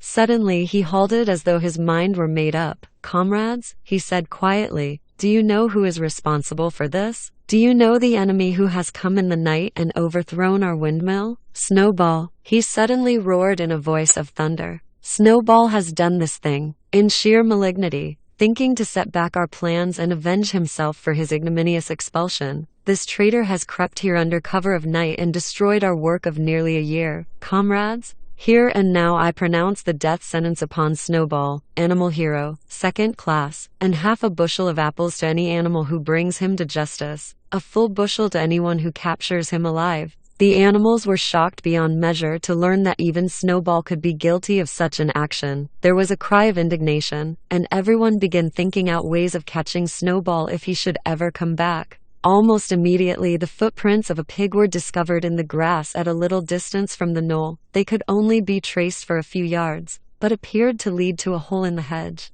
Napoleon snuffed deeply at them and pronounced them to be Snowball's. He gave it as his opinion that Snowball had probably come from the direction of Foxwood Farm. "No more delays, comrades," cried Napoleon when the footprints had been examined. "There is work to be done. This very morning we begin rebuilding the windmill, and we will build all through the winter, rain or shine. We will teach this miserable traitor that he cannot undo our work so easily. Remember, comrades, Vi. 21, Animal Farm. There must be no alteration in our plans. They shall be carried out to the day. Forward, comrades. Long live the windmill. Long live Animal Farm." Va. It was a bitter winter. The stormy weather was followed by sleet and snow, and then by a hard frost which did not break till well into February. The animals carried on as best they could with the rebuilding of the windmill, well knowing that the outside world was watching them and that the envious human beings would rejoice and triumph if the mill were not finished on time. Out of spite, the human beings pretended not to believe that it was Snowball who had destroyed the windmill. They said that it had fallen down because the walls were too thin. The animals knew that this was not the case. Still, it had been decided to build the walls 3 feet thick this time instead of 18 inches as before, which meant collecting much larger quantities of stone. For a long time the quarry was full of snowdrifts and nothing could be done. Some progress was made in the dry frosty weather that followed, but it was cruel work, and the animals could not feel so hopeful about it as they had felt before. They were always cold, and usually hungry as well. Only Boxer and Clover never lost heart. Squealer made excellent speeches on the joy of service and the dignity of labor, but the other animals found more inspiration in Boxer's strength and his never-failing cry of "I will work harder." In January, food fell short. The corn ration was drastically reduced, and it was announced that an extra potato ration would be issued to make up for it. Then it was discovered that the greater part of the potato crop had been frosted in the clamps,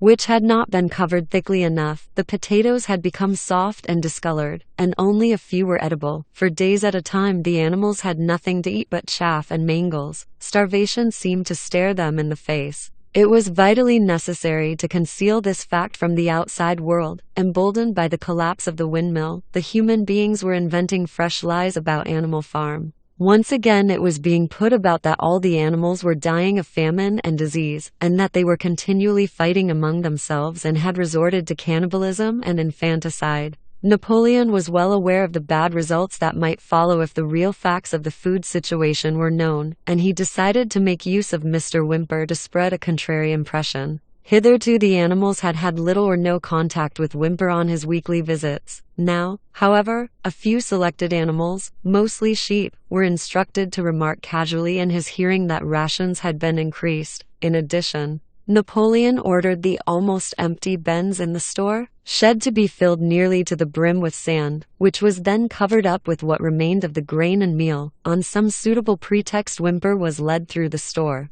shed and allowed to catch a glimpse of the bins. He was deceived, and continued to report to the outside world that there was no food shortage on Animal Farm. Nevertheless, towards the end of January it became obvious that it would be necessary to procure some more grain from somewhere. In these days Napoleon rarely appeared in public, but spent all his time in the farmhouse, which was guarded at each door by fierce-looking dogs. When he did emerge, it was in a ceremonial manner, with an escort of 6 dogs who closely surrounded him and growled if anyone came too near. Frequently, he did not even appear on Sunday mornings, but issued his orders through one of the other pigs, usually Squealer. One Sunday morning Squealer announced that the hens who had just come in to lay again must surrender their eggs. Napoleon had accepted, through Whymper, a contract for 400 eggs a week. The price of these would pay for enough grain and meal to keep the farm going till summer came on and conditions were easier. Via 22 Animal Farm. When the hens heard this, they raised a terrible outcry. They had been warned earlier that this sacrifice might be necessary, but had not believed that it would really happen. They were just getting their clutches ready for the spring sitting, and they protested that to take the eggs away now was murder. For the first time since the expulsion of Jones, there was something resembling a rebellion. Led by 3 young black Minorca pullets, the hens made a determined effort to thwart Napoleon's wishes. Their method was to fly up to the rafters and there lay their eggs, which smashed to pieces on the floor. Napoleon acted swiftly and ruthlessly. He ordered the hens' rations to be stopped, and decreed that any animal giving so much as a grain of corn to a hen should be punished by death. The dogs saw to it that these orders were carried out. For 5 days the hens held out, then they capitulated and went back to their nesting boxes. 9 hens had died in the meantime. Their bodies were buried in the orchard, and it was given out that they had died of coccidiosis. Whymper heard nothing of this affair, and the eggs were duly delivered, a grocer's van driving up to the farm once a week to take them away. All this while no more had been seen of Snowball. He was rumored to be hiding on one of the neighboring farms, either Foxwood or Pinchfield.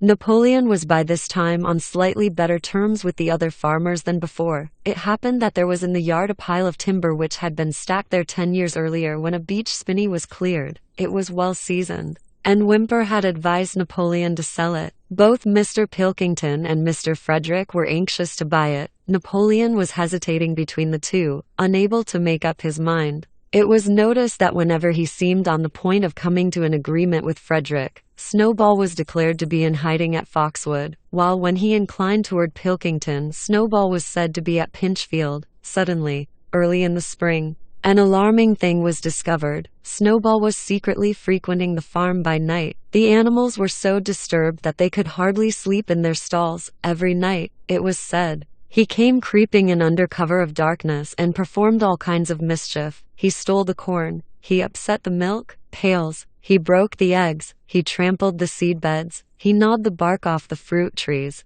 Whenever anything went wrong, it became usual to attribute it to Snowball. If a window was broken or a drain was blocked up, someone was certain to say that Snowball had come in the night and done it. And when the key of the store shed was lost, the whole farm was convinced that Snowball had thrown it down the well. Curiously enough, they went on believing this even after the mislaid key was found under a sack of meal. The cows declared unanimously that Snowball crept into their stalls and milked them in their sleep. The rats, which had been troublesome that winter, were also said to be in league with Snowball. Napoleon decreed that there should be a full investigation into Snowball's activities. With his dogs in attendance, he set out and made a careful tour of inspection of the farm buildings, the other animals following at a respectful distance. At every few steps, Napoleon stopped and snuffed the ground for traces of Snowball's footsteps, which, he said, he could detect by the smell. He snuffed in every corner, in the barn, in the cow shed, in the hen houses, in the vegetable garden,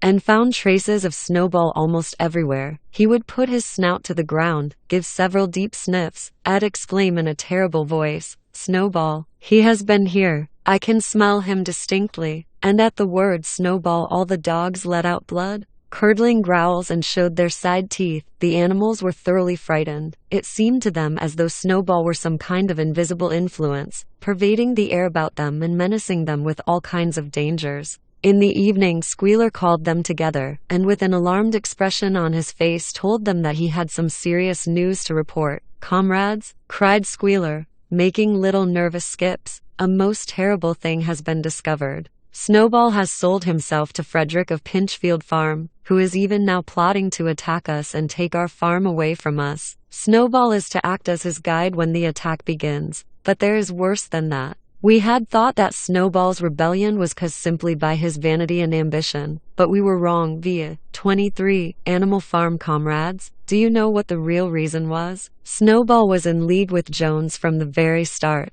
He was Jones's secret agent all the time. It has all been proved by documents which he left behind him and which we have only just discovered. To my mind this explains a great deal, comrades. Did we not see for ourselves how he attempted, fortunately without success, to get us defeated and destroyed at the Battle of the Cowshed? The animals were stupefied. This was a wickedness far outdoing Snowball's destruction of the windmill, but it was some minutes before they could fully take it in. They all remembered, or thought they remembered, how they had seen Snowball charging ahead of them at the Battle of the Cowshed, how he had rallied and encouraged them at every turn, and how he had not paused for an instant even when the pellets from Jones's gun had wounded his back. At first it was a little difficult to see how this fitted in with his being on Jones's side. Even Boxer, who seldom asked questions, was puzzled. He lay down, tucked his forehoofs beneath him, shut his eyes, and with a hard effort managed to formulate his thoughts. "I do not believe that," he said. "Snowball fought bravely at the Battle of the Cowshed.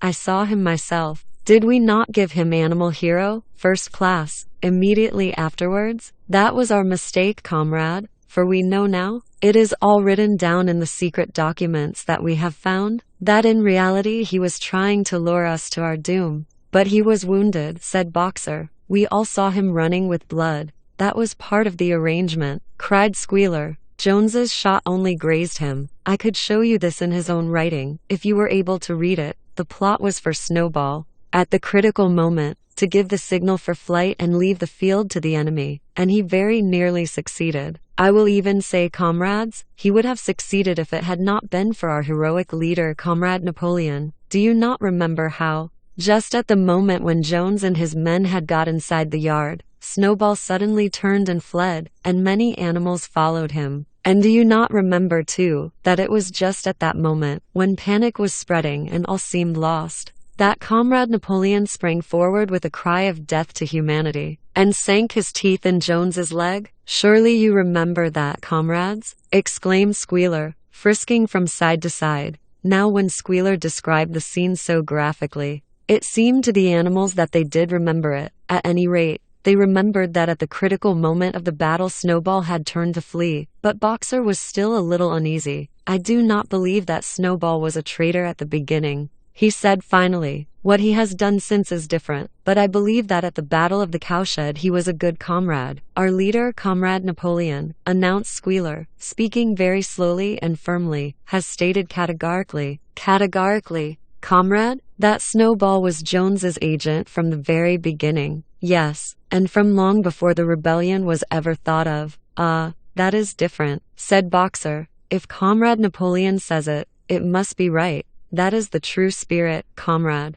cried Squealer. But it was noticed he cast a very ugly look at Boxer with his little twinkling eyes. He turned to go, then paused and added impressively, "I warn every animal on this farm to keep his eyes very wide open, for we have reason to think that some of Snowball's secret agents are lurking among us at this moment." Via 24, Animal Farm. 4 days later, in the late afternoon, Napoleon ordered all the animals to assemble in the yard. When they were all gathered together, Napoleon emerged from the farmhouse, wearing both his medals, for he had recently awarded himself Animal Hero, First Class, and Animal Hero, Second Class. With his 9 huge dogs frisking round him and uttering growls that sent shivers down all the animals' spines, they all cowered silently in their places, seeming to know in advance that some terrible thing was about to happen. Napoleon stood sternly surveying his audience. Then he uttered a high-pitched whimper. Immediately the dogs bounded forward, seized 4 of the pigs by the ear and dragged them, squealing with pain and terror, to Napoleon's feet.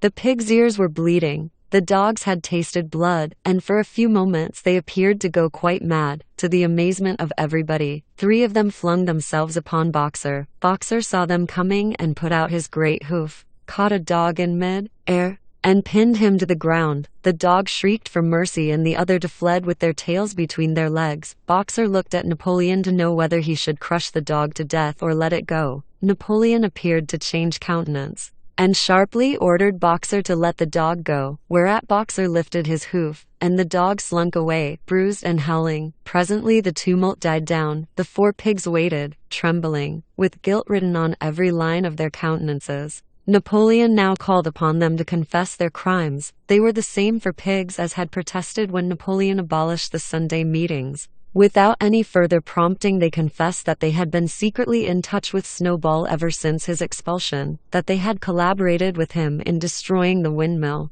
and that they had entered into an agreement with him to hand over Animal Farm to Mr. Frederick. They added that Snowball had privately admitted to them that he had been Jones's secret agent for years past. When they had finished their confession, the dogs promptly tore their throats out, and in a terrible voice Napoleon demanded whether any other animal had anything to confess. The 3 hens who had been the ringleaders in the attempted rebellion over the eggs now came forward and stated that Snowball had appeared to them in a dream and incited them to disobey Napoleon's orders. They too were slaughtered. Then a goose came forward and confessed to having secreted 6 ears of corn during the last year's harvest and eaten them in the night. Then a sheep confessed to having urinated in the drinking pool, urged to do this, so she said, by Snowball. And 2 other sheep confessed to having murdered an old ram, an especially devoted follower of Napoleon, by chasing him round and round a bonfire when he was suffering from a cough. They were all slain on the spot. And so the tale of confessions and executions went on, until there was a pile of corpses lying before Napoleon's feet and the air was heavy with the smell of blood, which had been unknown there since the expulsion of Jones. When it was all over,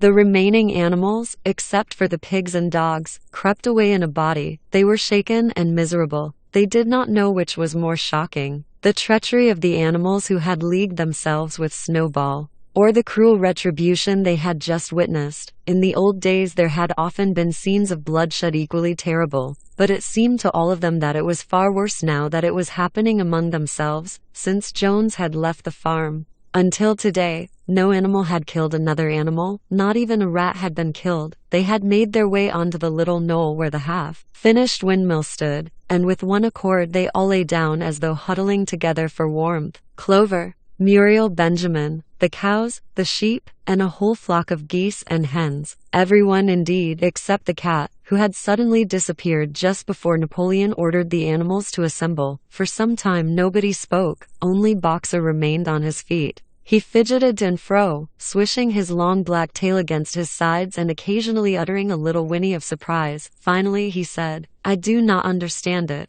I would not have believed that such things could happen on our farm. It must be due to some fault in ourselves. The solution, as I see it, is to work harder. From now onwards I shall get up a full hour earlier in the mornings. V. 25, Animal Farm." And he moved off at his lumbering trot and made for the quarry. Having got there, he collected 2 successive loads of stone and dragged them down to the windmill before retiring for the night. The animals huddled about Clover, not speaking. The knoll where they were lying gave them a wide prospect across the countryside. Most of Animal Farm was within their view. The long pasture stretching down to the main road, the hayfield, the spinney, the drinking pool, the plowed fields where the young wheat was thick and green, and the red roofs of the farm buildings with the smoke curling from the chimneys. It was a clear spring evening. The grass and the bursting hedges were gilded by the level rays of the sun. Never had the farm, and with a kind of surprise they remembered that it was their own farm, every inch of it their own property, appeared to the animals so desirable a place. As Clover looked down the hillside her eyes filled with tears.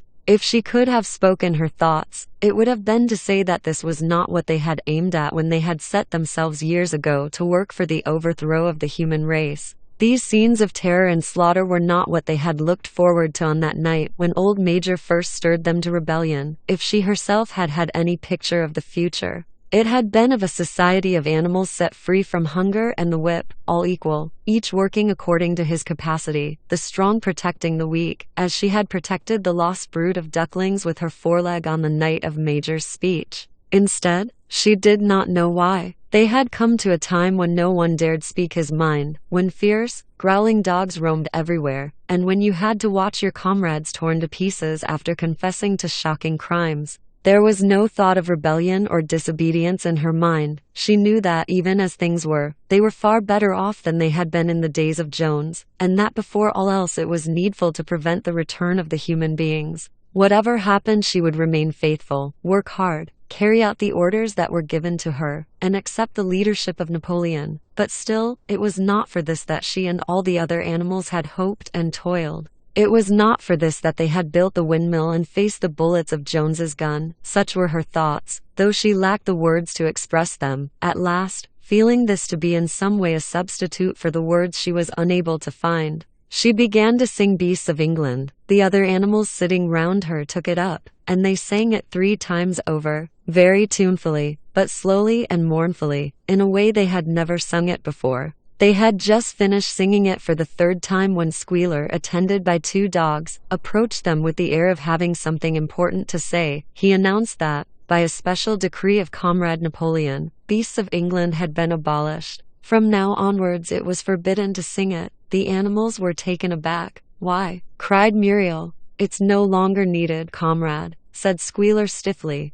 "Beasts of England was the song of the rebellion, but the rebellion is now completed. The execution of the traitors this afternoon was the final act. The enemy, both external and internal, has been defeated. In Beasts of England we expressed our longing for a better society in days to come, but that society has now been established. Clearly this song has no longer any purpose." Frightened though they were, some of the animals might possibly have protested, but at this moment the sheep set up their usual bleating of 4 legs good, 2 legs bad, which went on for several minutes and put an end to the discussion. So Beasts of England was heard no more. In its place Minimus, the poet, had composed another song which began, Animal Farm, via 26, Animal Farm. Never through me shalt thou come to harm. And this was sung every Sunday morning after the hoisting of the flag, but somehow neither the words nor the tune ever seemed to the animals to come up to Beasts of England. A few days later, when the terror caused by the executions had died down, some of the animals remembered, or thought they remembered, that the 6th commandment decreed no animal shall kill any other animal. And though no one cared to mention it in the hearing of the pigs or the dogs, it was felt that the killings which had taken place did not square with this. Clover asked Benjamin to read her the 6th commandment, and when Benjamin, as usual, said that he refused to meddle in such matters, she fetched Muriel. Muriel read the commandment for her. It ran, "No animal shall kill any other animal without cause." Somehow or other, the last 2 words had slipped out of the animals' memory. But they saw now that the commandment had not been violated, for clearly there was good reason for killing the traitors who had leagued themselves with Snowball. Throughout the year the animals worked even harder than they had worked in the previous year to rebuild the windmill, with walls twice as thick as before, and to finish it by the appointed date, together with the regular work of the farm, was a tremendous labor. There were times when it seemed to the animals that they worked longer hours and fed no better than they had done in Jones's day. On Sunday mornings Squealer, holding down a long strip of paper with his trotter, would read out to them lists of figures proving that the production of every class of foodstuff had increased by 200%, 300%, or 500%, as the case might be. The animals saw no reason to disbelieve him, especially as they could no longer remember very clearly what conditions had been like before the rebellion. All the same, there were days when they felt that they would sooner have had less figures and more food. All orders were now issued through Squealer or one of the other pigs. Napoleon himself was not seen in public as often as once in a fortnight. When he did appear, he was attended not only by his retinue of dogs but by a black cockerel who marched in front of him and acted as a kind of trumpeter, letting out a loud doodle, do before Napoleon spoke. Even in the farmhouse, it was said, Napoleon inhabited separate apartments from the others. He took his meals alone, with 2 dogs to wait upon him, and always ate from the Crown Derby dinner service which had been in the glass cupboard in the drawing room. It was also announced that the gun would be fired every year on Napoleon's birthday, as well as on the other 2 anniversaries. Napoleon was now never spoken of simply as Napoleon. He was always referred to in formal style as our leader, Comrade Napoleon. And this pigs like to invent for him such titles as father of all animals, terror of mankind, protector of the sheep, fold, duckling's friend, and the like. In his speeches, Squealer would talk with the tears rolling down his cheeks of Napoleon's wisdom, the goodness of his heart, and the deep love he bore to all animals everywhere, even and especially the unhappy animals who still lived in ignorance and slavery on other farms. It had become usual to give Napoleon the credit for every successful achievement and every stroke of good fortune. You would often hear one hen remark to another, "Under the guidance of our leader, Comrade Napoleon, I have laid 5 eggs in 6 days." Or 2 cows, enjoying a drink at the pool, would exclaim, "Thanks to the leadership of Comrade Napoleon, how excellent this water tastes." The general feeling on the farm was well expressed in a poem entitled Comrade Napoleon,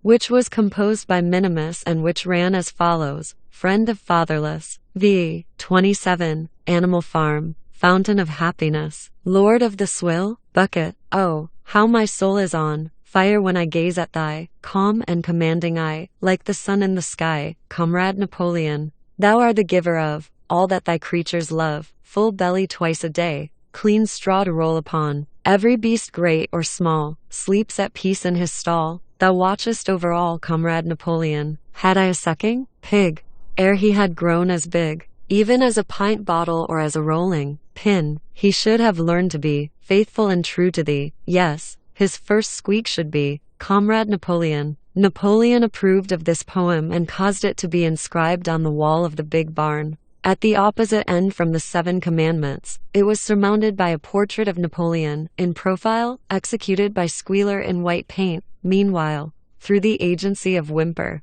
Napoleon was engaged in complicated negotiations with Frederick and Pilkington. The pile of timber was still unsold. Of the 2, Frederick was the more anxious to get hold of it, but he would not offer a reasonable price. At the same time, there were renewed rumors that Frederick and his men were plotting to attack Animal Farm and to destroy the windmill, the building of which had aroused furious jealousy in him. Snowball was known to be still skulking on Pinchfield Farm. In the middle of the summer, the animals were alarmed to hear that 3 hens had come forward and confessed that, inspired by Snowball, they had entered into a plot to murder Napoleon. They were executed v. 28, Animal Farm, immediately, and fresh precautions for Napoleon's safety were taken. 4 dogs guarded his bed at night, 1 at each corner, and a young pig named Pink Eye was given the task of tasting all his food before he ate it, lest it should be poisoned. At about the same time, it was given out that Napoleon had arranged to sell the pile of timber to Mr. Pilkington. He was also going to enter into a regular agreement for the exchange of certain products between Animal Farm and Foxwood.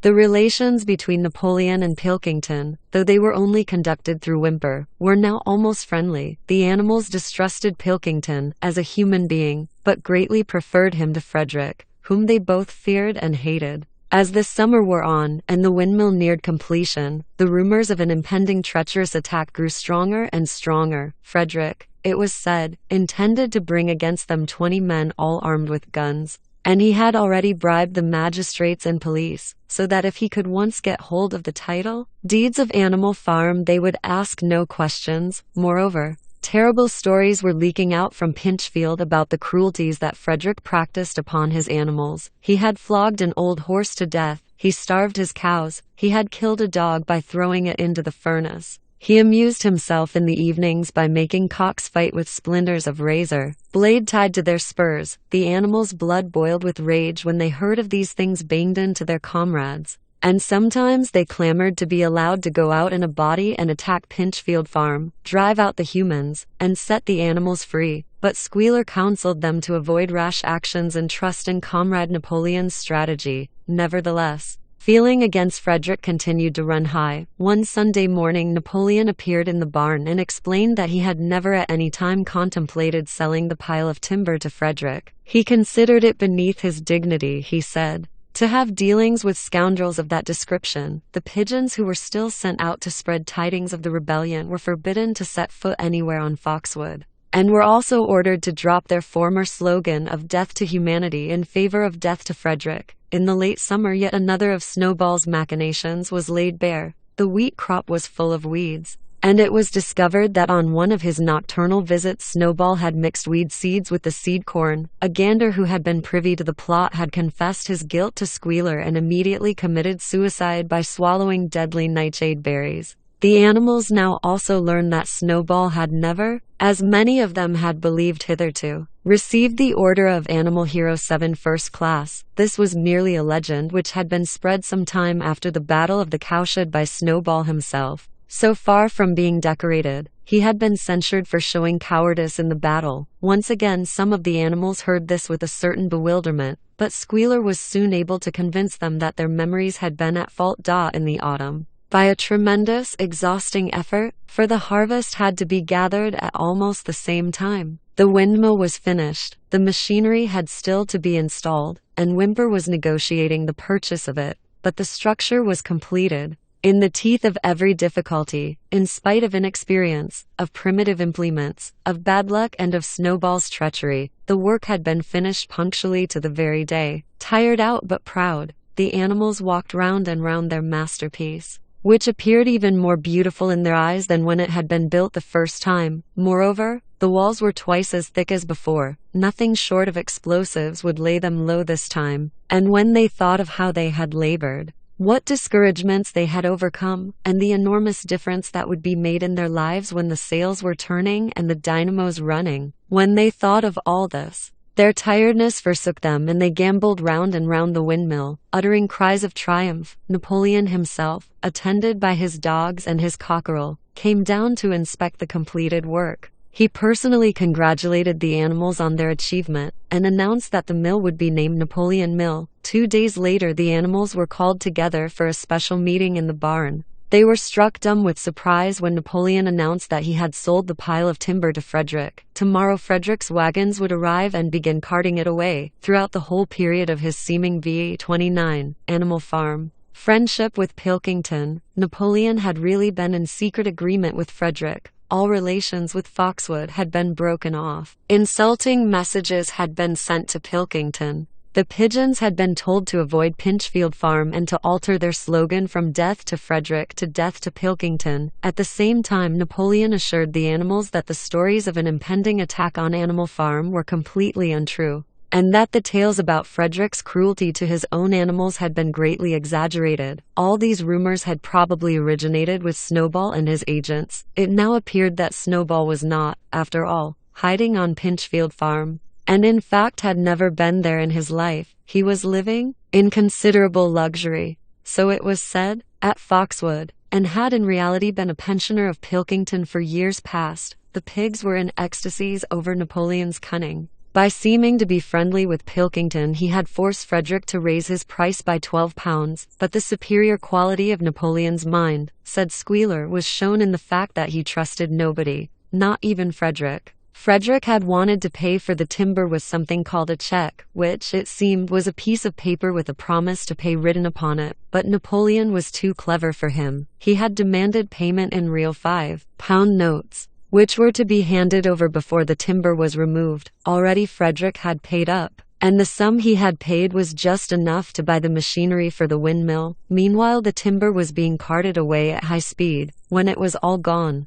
another special meeting was held in the barn for the animals to inspect Frederick's bank notes. Smiling beatifically, and wearing both his decorations, Napoleon reposed on a bed of straw on the platform, with the money at his side, neatly piled on a china dish from the farmhouse kitchen. The animals filed slowly past, and each gazed his fill, and Boxer put out his nose to sniff at the bank notes, and the flimsy white things stirred and rustled in his breath. 3 days later there was a terrible hullabaloo. Whymper, his face deadly pale, came racing up the path on his bicycle, flung it down in the yard and rushed straight into the farmhouse. The next moment a choking roar of rage sounded from Napoleon's apartments. The news of what had happened sped round the farm like wildfire. The banknotes were forgeries. Frederick had got the timber for nothing. Napoleon called the animals together immediately and in a terrible voice pronounced the death sentence upon Frederick. When captured, he said, Frederick should be boiled alive.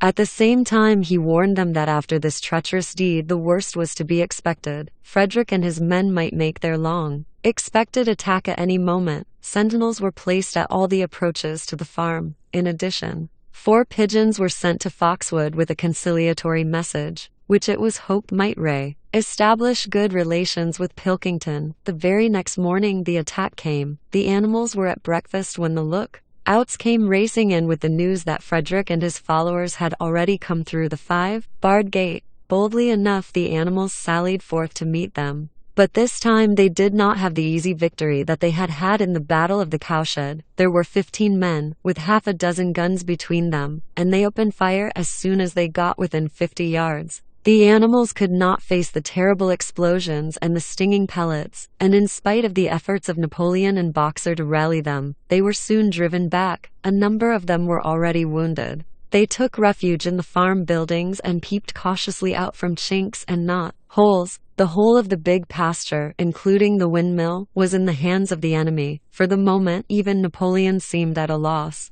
He paced up and down without a word, his tail rigid and twitching. Wistful glances were sent in the direction of Foxwood. If Pilkington and his men would help them, the day might yet be won. But at this moment the 4 pigeons, who had been sent out on the day before, returned, one of them bearing a scrap of paper from Pilkington. On it was penciled the words, "Serves you right, v. 30, Animal Farm." Meanwhile Frederick and his men had halted about the windmill. The animals watched them, and a murmur of dismay went round. 2 of the men had produced a crowbar and a sledgehammer. They were going to knock the windmill down. "Impossible," cried Napoleon. "We have built the walls far too thick for that. They could not knock it down in a week. Courage, comrades." But Benjamin was watching the movements of the men intently. The 2 with the hammer and the crowbar were drilling a hole near the base of the windmill. Slowly, and with an air almost of amusement, Benjamin nodded his long muzzle. "I thought so," he said. "Do you not see what they are doing? In another moment they are going to pack blasting powder into that hole." Terrified, the animals waited.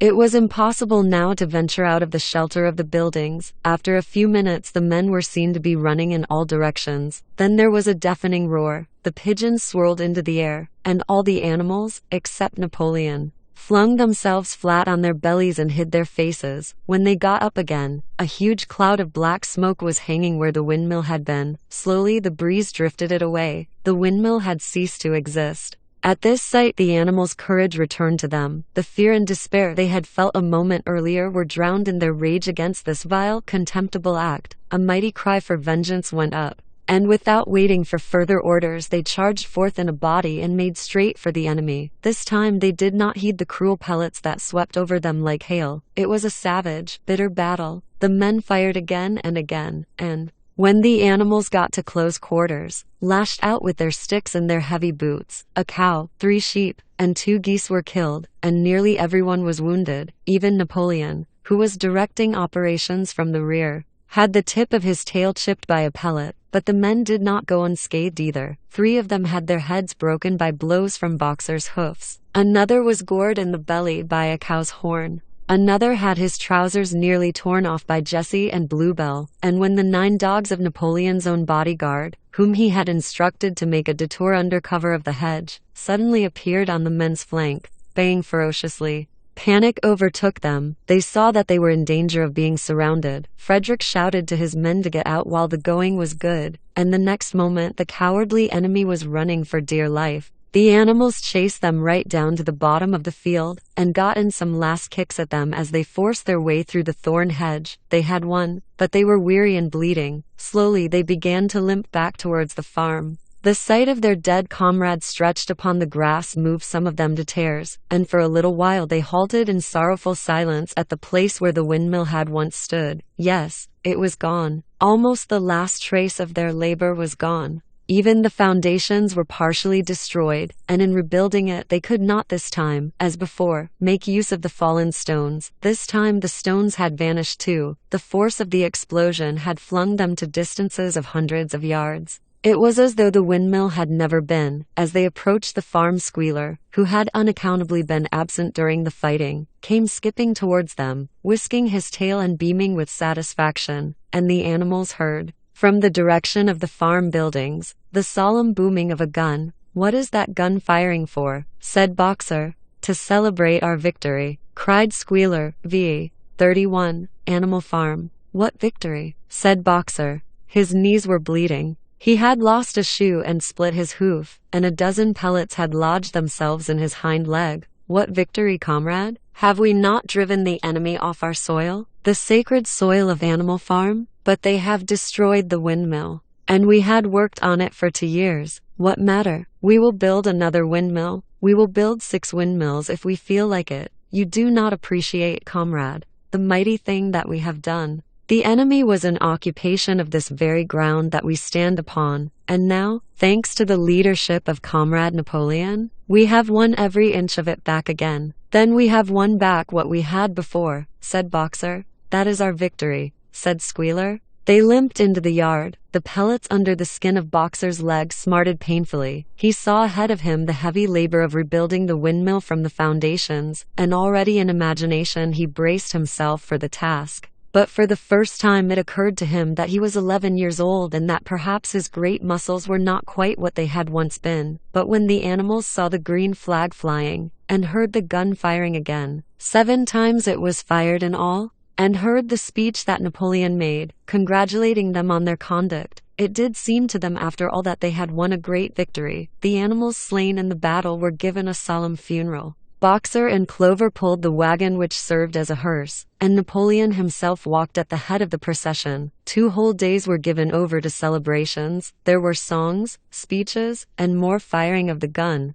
And a special gift of an apple was bestowed on every animal, with 2 ounces of corn for each bird and 3 biscuits for each dog. It was announced that the battle would be called the Battle of the Windmill, and that Napoleon had created a new decoration, the Order of the Green Banner, which he had conferred upon himself. In the general rejoicings, the unfortunate affair of the banknotes was forgotten. It was a few days later than this that the pigs came upon a case of whiskey in the cellars of the farmhouse. It had been overlooked at the time when the house was first occupied. That night there came from the farmhouse the sound of loud singing, in which, to everyone's surprise, the strains of Beasts of England were mixed up. At about 9:30 Napoleon, wearing an old bowler hat of Mr. Jones's, was distinctly seen to emerge from the back door, gallop rapidly round the yard, and disappear indoors again. But in the morning a deep silence hung over the farmhouse. Not a pig appeared to be stirring. It was nearly 9 o'clock when Squealer made his appearance, walking slowly and dejectedly, his eyes dull, his tail hanging limply behind him, and with every appearance of being seriously ill. He called the animals together and told them that he had a terrible piece of news to impart. Comrade Napoleon was dying. A cry of lamentation went up. Straw was laid down outside the doors of the farmhouse, and the animals walked on tiptoe. With tears in their eyes, they asked one another what they should do if their leader were taken away from them. A rumor went round that Snowball had after all contrived to introduce poison into Napoleon's food. At 11 o'clock Squealer came out to make another announcement. As his last act upon earth, Comrade Napoleon had pronounced a solemn decree. The drinking of alcohol was to be punished by death. By the evening, however, Napoleon appeared to be somewhat better, and the following morning Squealer was able to tell them that he was well on the way to recovery. By the evening of that day Napoleon was back at work, and on the next day it was learned that he had instructed Whymper to purchase in Willingdon some V. 32 Animal Farm booklets on brewing and distilling. A week later Napoleon gave orders that the small paddock beyond the orchard, which it had previously been intended to set aside as a grazing ground for animals who were past work, was to be plowed up. It was given out that the pasture was exhausted and needed seeding. But it soon became known that Napoleon intended to sow it with barley. About this time there occurred a strange incident which hardly anyone was able to understand. One night at about 12 o'clock there was a loud crash in the yard, and the animals rushed out of their stalls. It was a moonlit night. At the foot of the end wall of the big barn, where the 7 commandments were written, there lay a ladder broken into pieces. Squealer, temporarily stunned, was sprawling beside it, and near at hand there lay a lantern, a paint brush, and an overturned pot of white paint. The dogs immediately made a ring-round Squealer and escorted him back to the farmhouse as soon as he was able to walk. None of the animals could form any idea as to what this meant, except old Benjamin, who nodded his muzzle with a knowing air, and seemed to understand, but would say nothing. But a few days later Muriel, reading over the 7 commandments to herself, noticed that there was yet another of them which the animals had remembered wrong. They had thought the 5th commandment was, "No animal shall drink alcohol," but there were 2 words that they had forgotten. Actually, the commandment read, "No animal shall drink alcohol to excess." Boxer's split hoof was a long time in healing. They had started the rebuilding of the windmill the day after the victory celebrations were ended. Boxer refused to take even a day off work, and made it a point of honor not to let it be seen that he was in pain. In the evenings he would admit privately to Clover that the hoof troubled him a great deal. Clover treated the hoof with poultices of herbs which she prepared by chewing them, and both she and Benjamin urged Boxer to work less hard. "A horse's lungs do not last forever," she said to him, but Boxer would not listen. He had, he said, only one real ambition left: to see the windmill well under way before he reached the age for retirement. At the beginning, when the laws of Animal Farm were first formulated, the retiring age had been fixed for horses and pigs at 12, for cows at 14, for dogs at 9, for sheep at 7, and for hens and geese at 5. Liberal old age pensions had been agreed upon. As yet no animal had actually retired on pension, but of late the subject had been discussed more and more.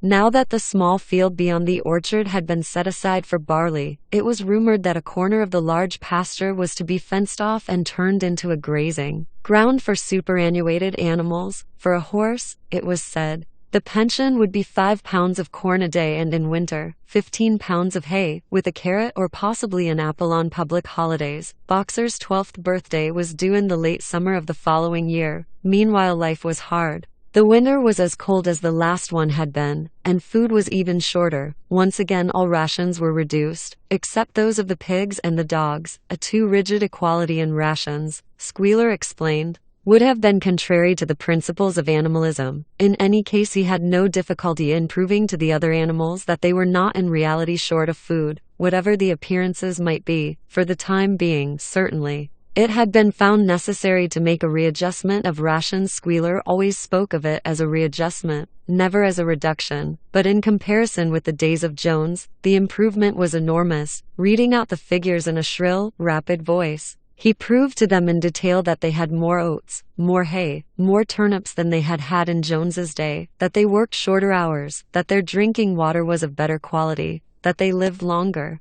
that a larger proportion of their young ones survived infancy, and that they had more straw in their stalls and suffered less from fleas. The animals believed every word of it. Truth to tell, Jones and all he stood for had almost faded out of their memories. They knew that life nowadays was harsh and bare, that they were often hungry and often cold, and that they 33 Animal Farm were usually working when they were not asleep. But doubtless it had been worse in the old days. They were glad to believe so. Besides, in those days they had been slaves and now they were free, and that made all the difference. As Squealer did not fail to point out, there were many more mouths to feed now. In the autumn the 4 sows had all littered about simultaneously, producing 31 young pigs between them. The young pigs were piebald, and as Napoleon was the only boar on the farm, it was possible to guess at their parentage. It was announced that later, when bricks and timber had been purchased, a schoolroom would be built in the farmhouse garden. For the time being, the young pigs were given their instruction by Napoleon himself in the farmhouse kitchen. They took their exercise in the garden,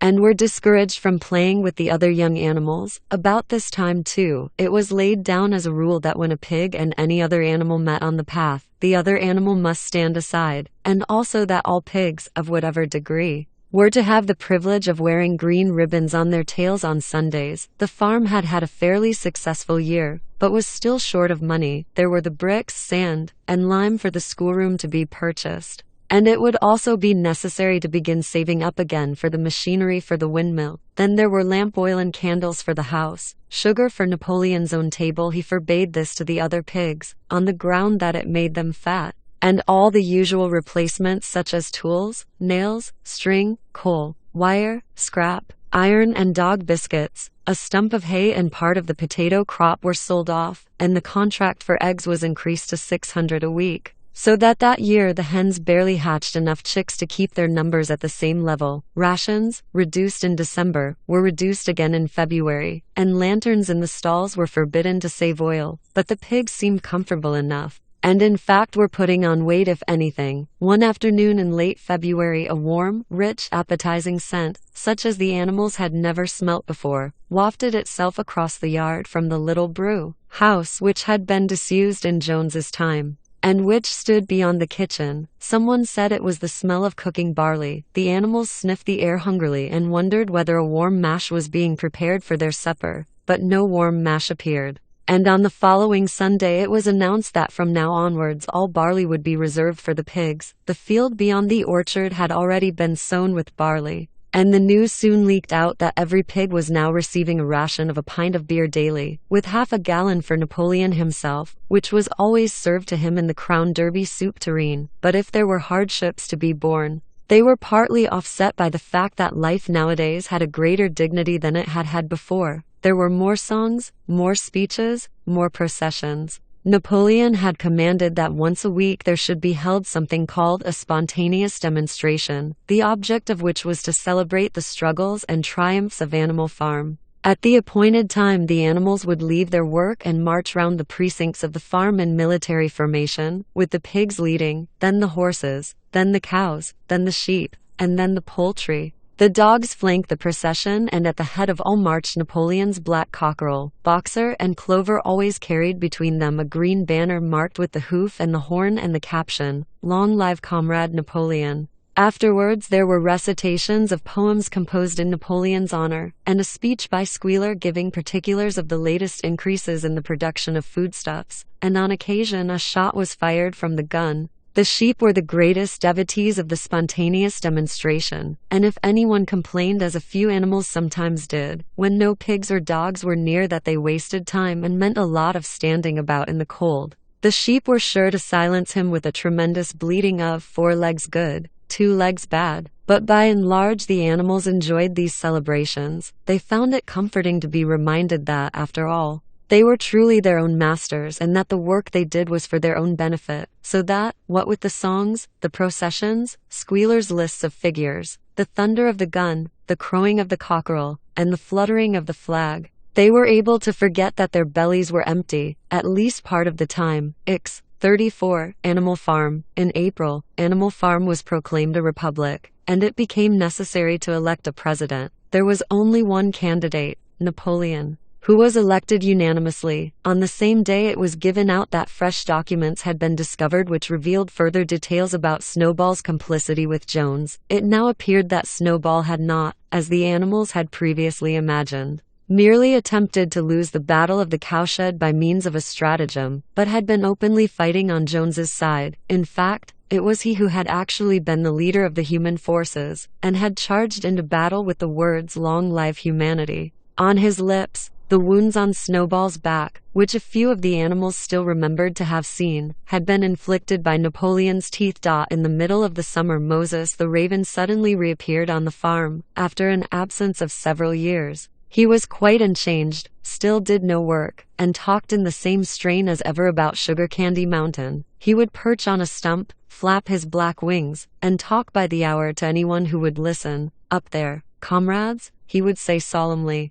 pointing to the sky with his large beak, "up there, just on the other side of that dark cloud that you can see, there it lies, Sugar Candy Mountain, that happy country where we poor animals shall rest forever from our labors." He even claimed to have been there on one of his higher flights, and to have seen the everlasting fields of clover and the linseed cake and lump sugar growing on the hedges. Many of the animals believed him. Their lives now, they reasoned, were hungry and laborious. Was it not right and just that a better world should exist somewhere else? A thing that was difficult to determine was the attitude of the pigs towards Moses. They all declared contemptuously that his stories about Sugar Candy Mountain were lies, and yet they allowed him to remain on the farm, not working, with an allowance of a gill of beer a day. After his hoof had healed up, Boxer worked harder than ever. Indeed, all the animals worked like slaves that year. Apart from the regular work of the farm, and the rebuilding of the windmill, there was the schoolhouse for the young pigs, which was started in March. Sometimes the long hours on insufficient food were hard to bear, but Boxer never faltered. In nothing that he said or did was there any sign that his strength was not what it had been. It was only his appearance that was a little altered.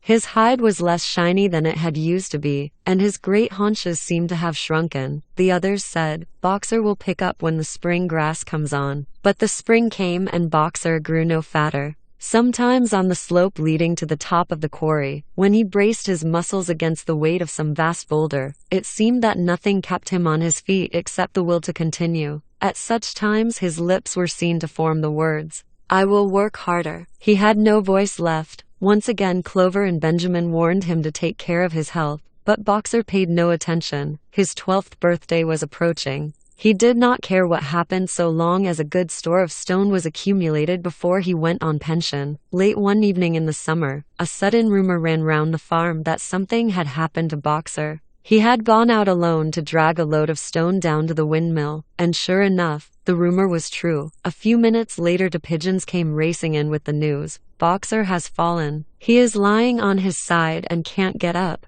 About half the animals on the farm rushed out to the knoll where the windmill stood. There lay Boxer, between the shafts of the cart, his neck stretched out, unable even to raise his head. His eyes were glazed, his sides matted with sweat. A thin stream of blood had trickled out of his mouth. Clover dropped to her knees at his side. "Boxer," she cried. "How are you?" "It is my lung," said Boxer in a weak voice. "It does not matter. I think you will be able to finish the windmill without me. There is a pretty good store of stone accumulated. I had only another month to go in any case. To tell you the truth, I had been looking forward to my retirement, and perhaps, as Benjamin is growing old too, they will let him retire at the same time and be a companion to me.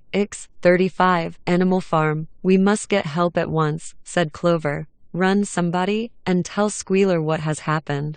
All the other animals immediately raced back to the farmhouse to give Squealer the news. Only Clover remained, and Benjamin 7, who lay down at Boxer's side, and without speaking, kept the flies off him with his long tail. After about a quarter of an hour Squealer appeared, full of sympathy and concern. He said that Comrade Napoleon had learned with the very deepest distress of this misfortune to one of the most loyal workers on the farm, and was already making arrangements to send Boxer to be treated in the hospital at Willingdon. The animals felt a little uneasy at this. Except for Molly and Snowball, no other animal had ever left the farm, and they did not like to think of their sick comrade in the hands of human beings. However, Squealer easily convinced them that the veterinary surgeon in Willingdon could treat Boxer's case more satisfactorily than could be done on the farm. And about half an hour later, when Boxer had somewhat recovered, he was with difficulty got onto his feet, and managed to limp back to his stall, where Clover and Benjamin had prepared a good bed of straw for him.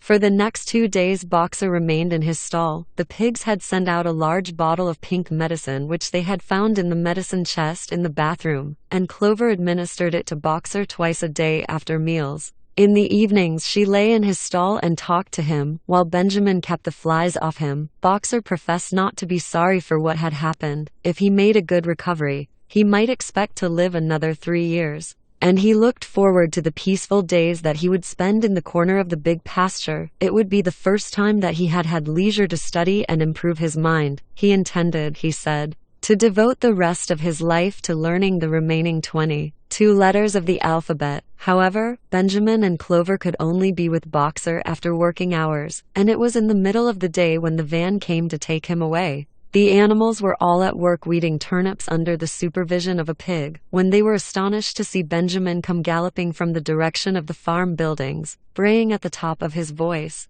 It was the first time that they had ever seen Benjamin excited. Indeed, it was the first time that anyone had ever seen him gallop. "Quick, quick," he shouted. "Come at once. They're taking Boxer away." Without waiting for orders from the pig, the animals broke off work and raced back to the farm buildings. Sure enough, there in the yard was a large closed van, drawn by 2 horses, with lettering on its side and a sly-looking man in a low-crowned bowler hat sitting on the driver's seat. And Boxer's stall was empty. The animals crowded round the van. "Good-bye, Boxer," they chorused. "Good-bye, fools, fools," shouted Benjamin, prancing round them and stamping the earth with his small hoofs. Fools! Do you not see what is written on the side of that van? That gave the animals pause, and there was a hush. Muriel began to spell out the words, but Benjamin pushed her aside, and in the midst of a deadly silence he read, Alfred Simmons, horse slaughterer and glue boiler, Willingdon, dealer in hides and bone, meal, kennels supplied. Do you not understand what that means? They are taking Boxer to the knackers. A cry of horror burst from all the animals. At this moment the man on the box whipped up his horses and the van moved out of the yard at a smart trot. All the animals followed, crying out at the tops of their voices. Clover forced her way to the front. The van began to gather speed. Clover tried to stir her stout limbs to a gallop, and achieved a canter. Boxer, she cried. Boxer, Boxer, Boxer. And just at this moment, as though he had heard the uproar outside, Boxer's face, with the white stripe down his nose, appeared at the small window at the back of the van. Ix, 36, Animal Farm. Boxer, cried Clover in a terrible voice. Boxer, get out quickly. They're taking you to your death. All the animals took up the cry of get out, Boxer, get out. But the van was already gathering speed and drawing away from them. It was uncertain whether Boxer had understood what Clover had said. But a moment later his face disappeared from the window and there was the sound of a tremendous drumming of hoofs inside the van. He was trying to kick his way out. The time had been when a few kicks from Boxer's hoofs would have smashed the van to matchwood. But alas, his strength had left him. And in a few moments the sound of drumming hoofs grew fainter and died away. In desperation, the animals began appealing to the two horses which drew the van to stop. Comrades, comrades, they shouted. Don't take your own brother to his death. But the stupid brutes, too ignorant to realize what was happening, merely set back their ears and quickened their pace. Boxer's face did not reappear at the window. Too late. Someone thought of racing ahead and shutting the 5-barred gate. But in another moment the van was through it and rapidly disappearing down the road. Boxer was never seen again. 3 days later it was announced that he had died in the hospital at Willingdon, in spite of receiving every attention a horse could have. Squealer came to announce the news to the others. He had, he said, been present during Boxer's last hours. It was the most affecting sight I have ever seen, said Squealer, lifting his trotter and wiping away a tear. I was at his bedside at the very last. And at the end, almost too weak to speak, he whispered in my ear that his sole sorrow was to have passed on before the windmill was finished. Forward, comrades, he whispered, forward in the name of the rebellion. Long live Animal Farm. Long live Comrade Napoleon. Napoleon is always right.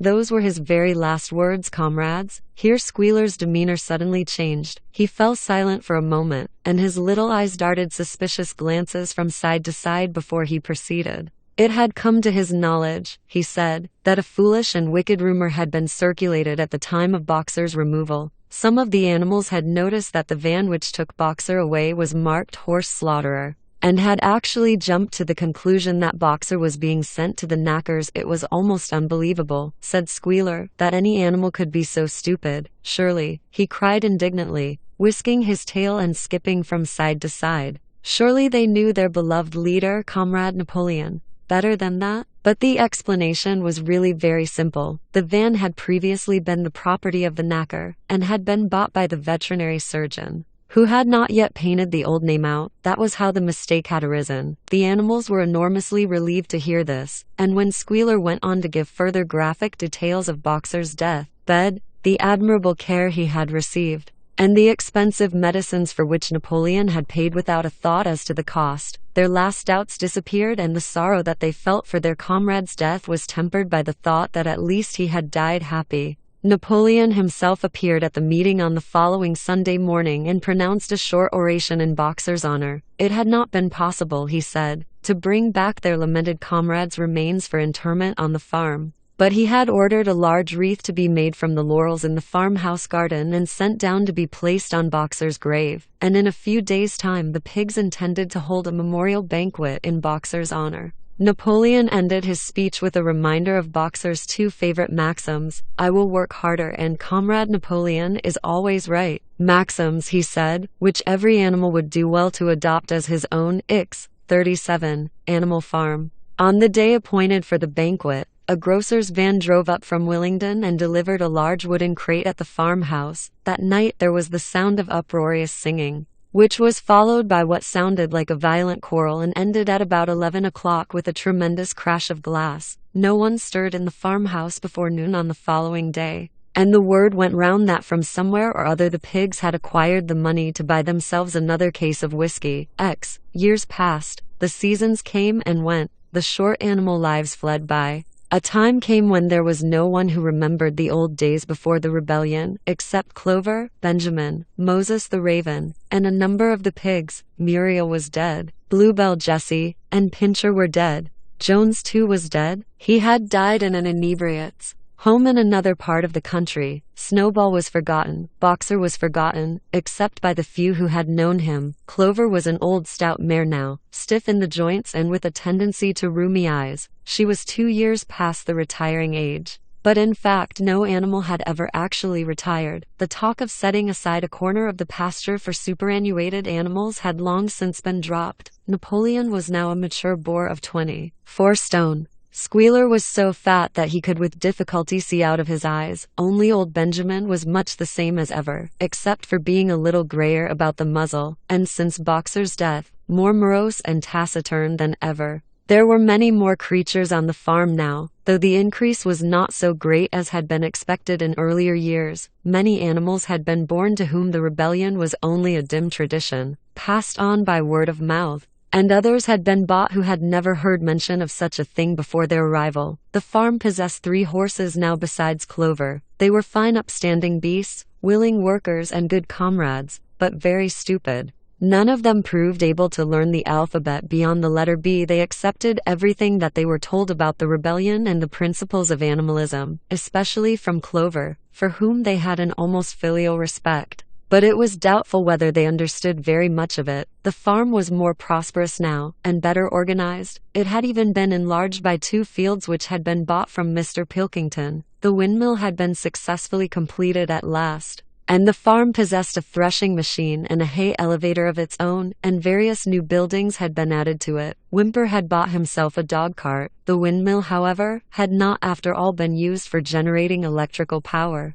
It was used for milling corn, and brought in a handsome money profit. The animals were hard at work building yet another windmill. When that one was finished, so it was said, the dynamos would be installed. But the luxuries of which Snowball had once taught the animals to dream, the stalls with electric light and hot and cold water, and the 3-day week, were no longer talked about. Napoleon had denounced such ideas as contrary to the spirit of animalism. The truest happiness, he said, lay in working hard and living frugally. Somehow it seemed as though the farm had grown richer without making the animals themselves any richer, except, of course, for the pigs and the dogs. Perhaps this was partly because there were so many pigs and so many dogs. It was not that these creatures did not work, after their fashion. There was, as Squealer was never tired of explaining, endless work in the supervision and organization of the farm.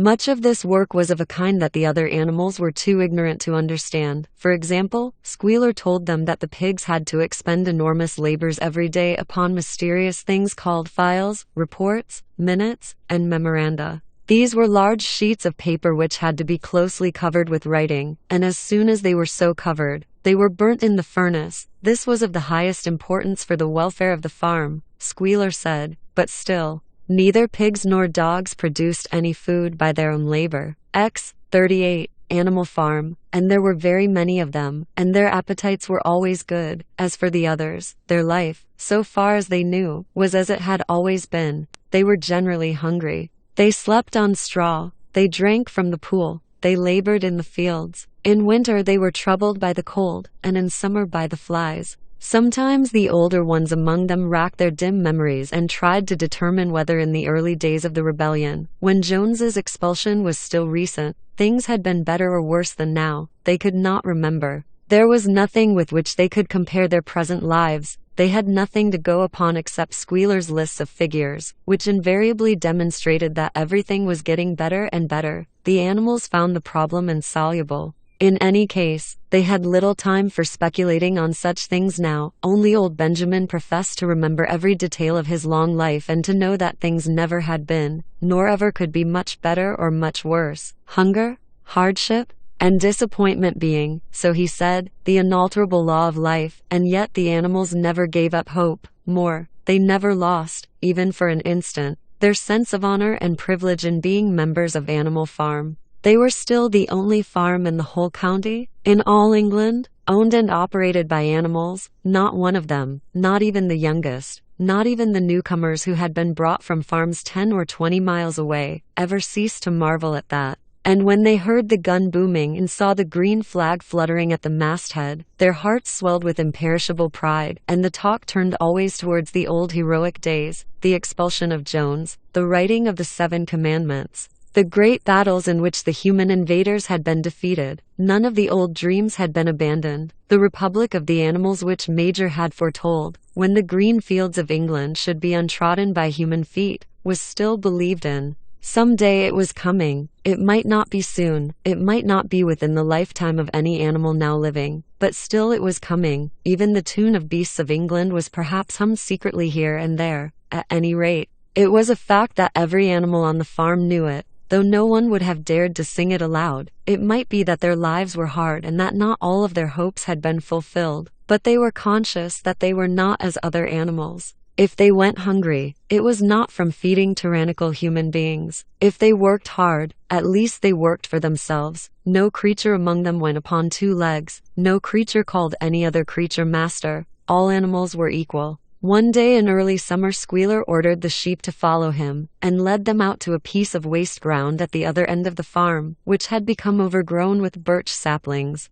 The sheep spent the whole day there browsing at the leaves under Squealer's supervision. In the evening he returned to the farmhouse himself, but as it was warm weather, told the sheep to stay where they were. It ended by their remaining there for a whole week, during which time the other animals saw nothing of them. Squealer was with them for the greater part of every day. He was, he said, teaching them to sing a new song, for which privacy was needed. It was just after the sheep had returned, on a pleasant evening when the animals had finished work and were making their way back to the farm buildings, that the terrified neighing of a horse sounded from the yard. Startled, the animals stopped in their tracks. It was Clover's voice. She neighed again, and all the animals broke into a gallop and rushed into the yard. Then they saw what Clover had seen. It was a pig walking on his hind legs. Yes, it was Squealer. A little awkwardly, as though not quite used to supporting his considerable bulk in that position, but with perfect balance, he was strolling across the yard, and a moment later, out from the door of the farmhouse came a long file of pigs,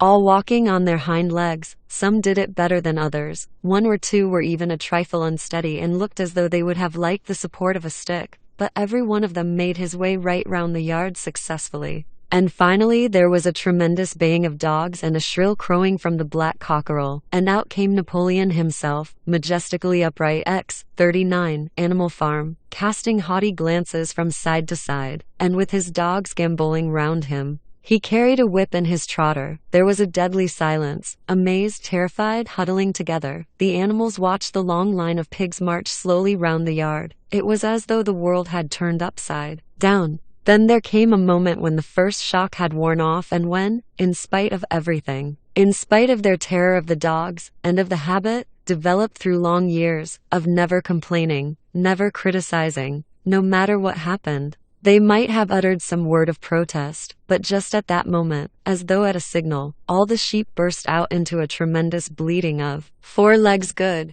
2 legs better, 4 legs good, 2 legs better, 4 legs good, 2 legs better. It went on for 5 minutes without stopping, and by the time the sheep had quieted down, the chance to utter any protest had passed, for the pigs had marched back into the farmhouse. Benjamin felt a nose nuzzling at his shoulder. He looked round. It was Clover. Her old eyes looked dimmer than ever. Without saying anything, she tugged gently at his mane and led him round to the end of the big barn, where the 7 Commandments were written. For a minute or 2 they stood gazing at the tatted wall with its white lettering. "My sight is failing," she said finally. "Even when I was young I could not have read what was written there. But it appears to me that that wall looks different. Are the 7 commandments the same as they used to be, Benjamin? For once Benjamin consented to break his rule, and he read out to her what was written on the wall. There was nothing there now except a single commandment. It ran, "All animals are equal, but some animals are more equal than others." After that, it did not seem strange when next day the pigs who were supervising the work of the farm all carried whips in their trotters.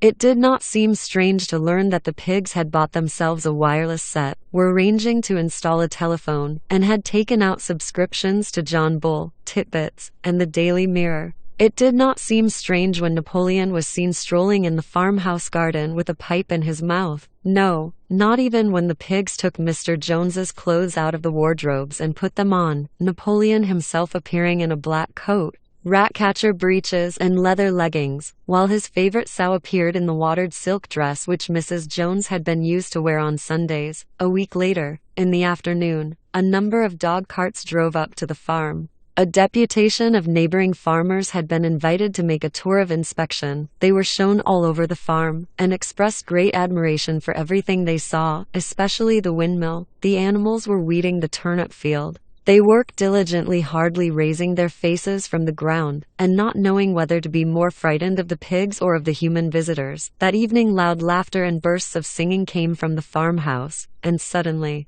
at the sound of the mingled voices, the animals were stricken with curiosity. What could be happening in there, now that for the first time animals and human beings were meeting on terms of equality? With one accord they began to creep as quietly as possible into the farmhouse garden, X40, Animal Farm. At the gate they paused, half frightened to go on, but Clover led the way in. They tiptoed up to the house, and such animals as were tall enough peered in at the dining room window. There, round the long table, sat half a dozen farmers and half a dozen of the more eminent pigs, Napoleon himself occupying the seat of honor at the head of the table. The pigs appeared completely at ease in their chairs. The company had been enjoying a game of cards but had broken off for the moment, evidently in order to drink a toast. A large jug was circulating, and the mugs were being refilled with beer. No one noticed the wondering faces of the animals that gazed in at the window. Dodemar Pilkington of Foxwood had stood up, his mug in his hand. In a moment, he said, he would ask the present company to drink a toast, but before doing so,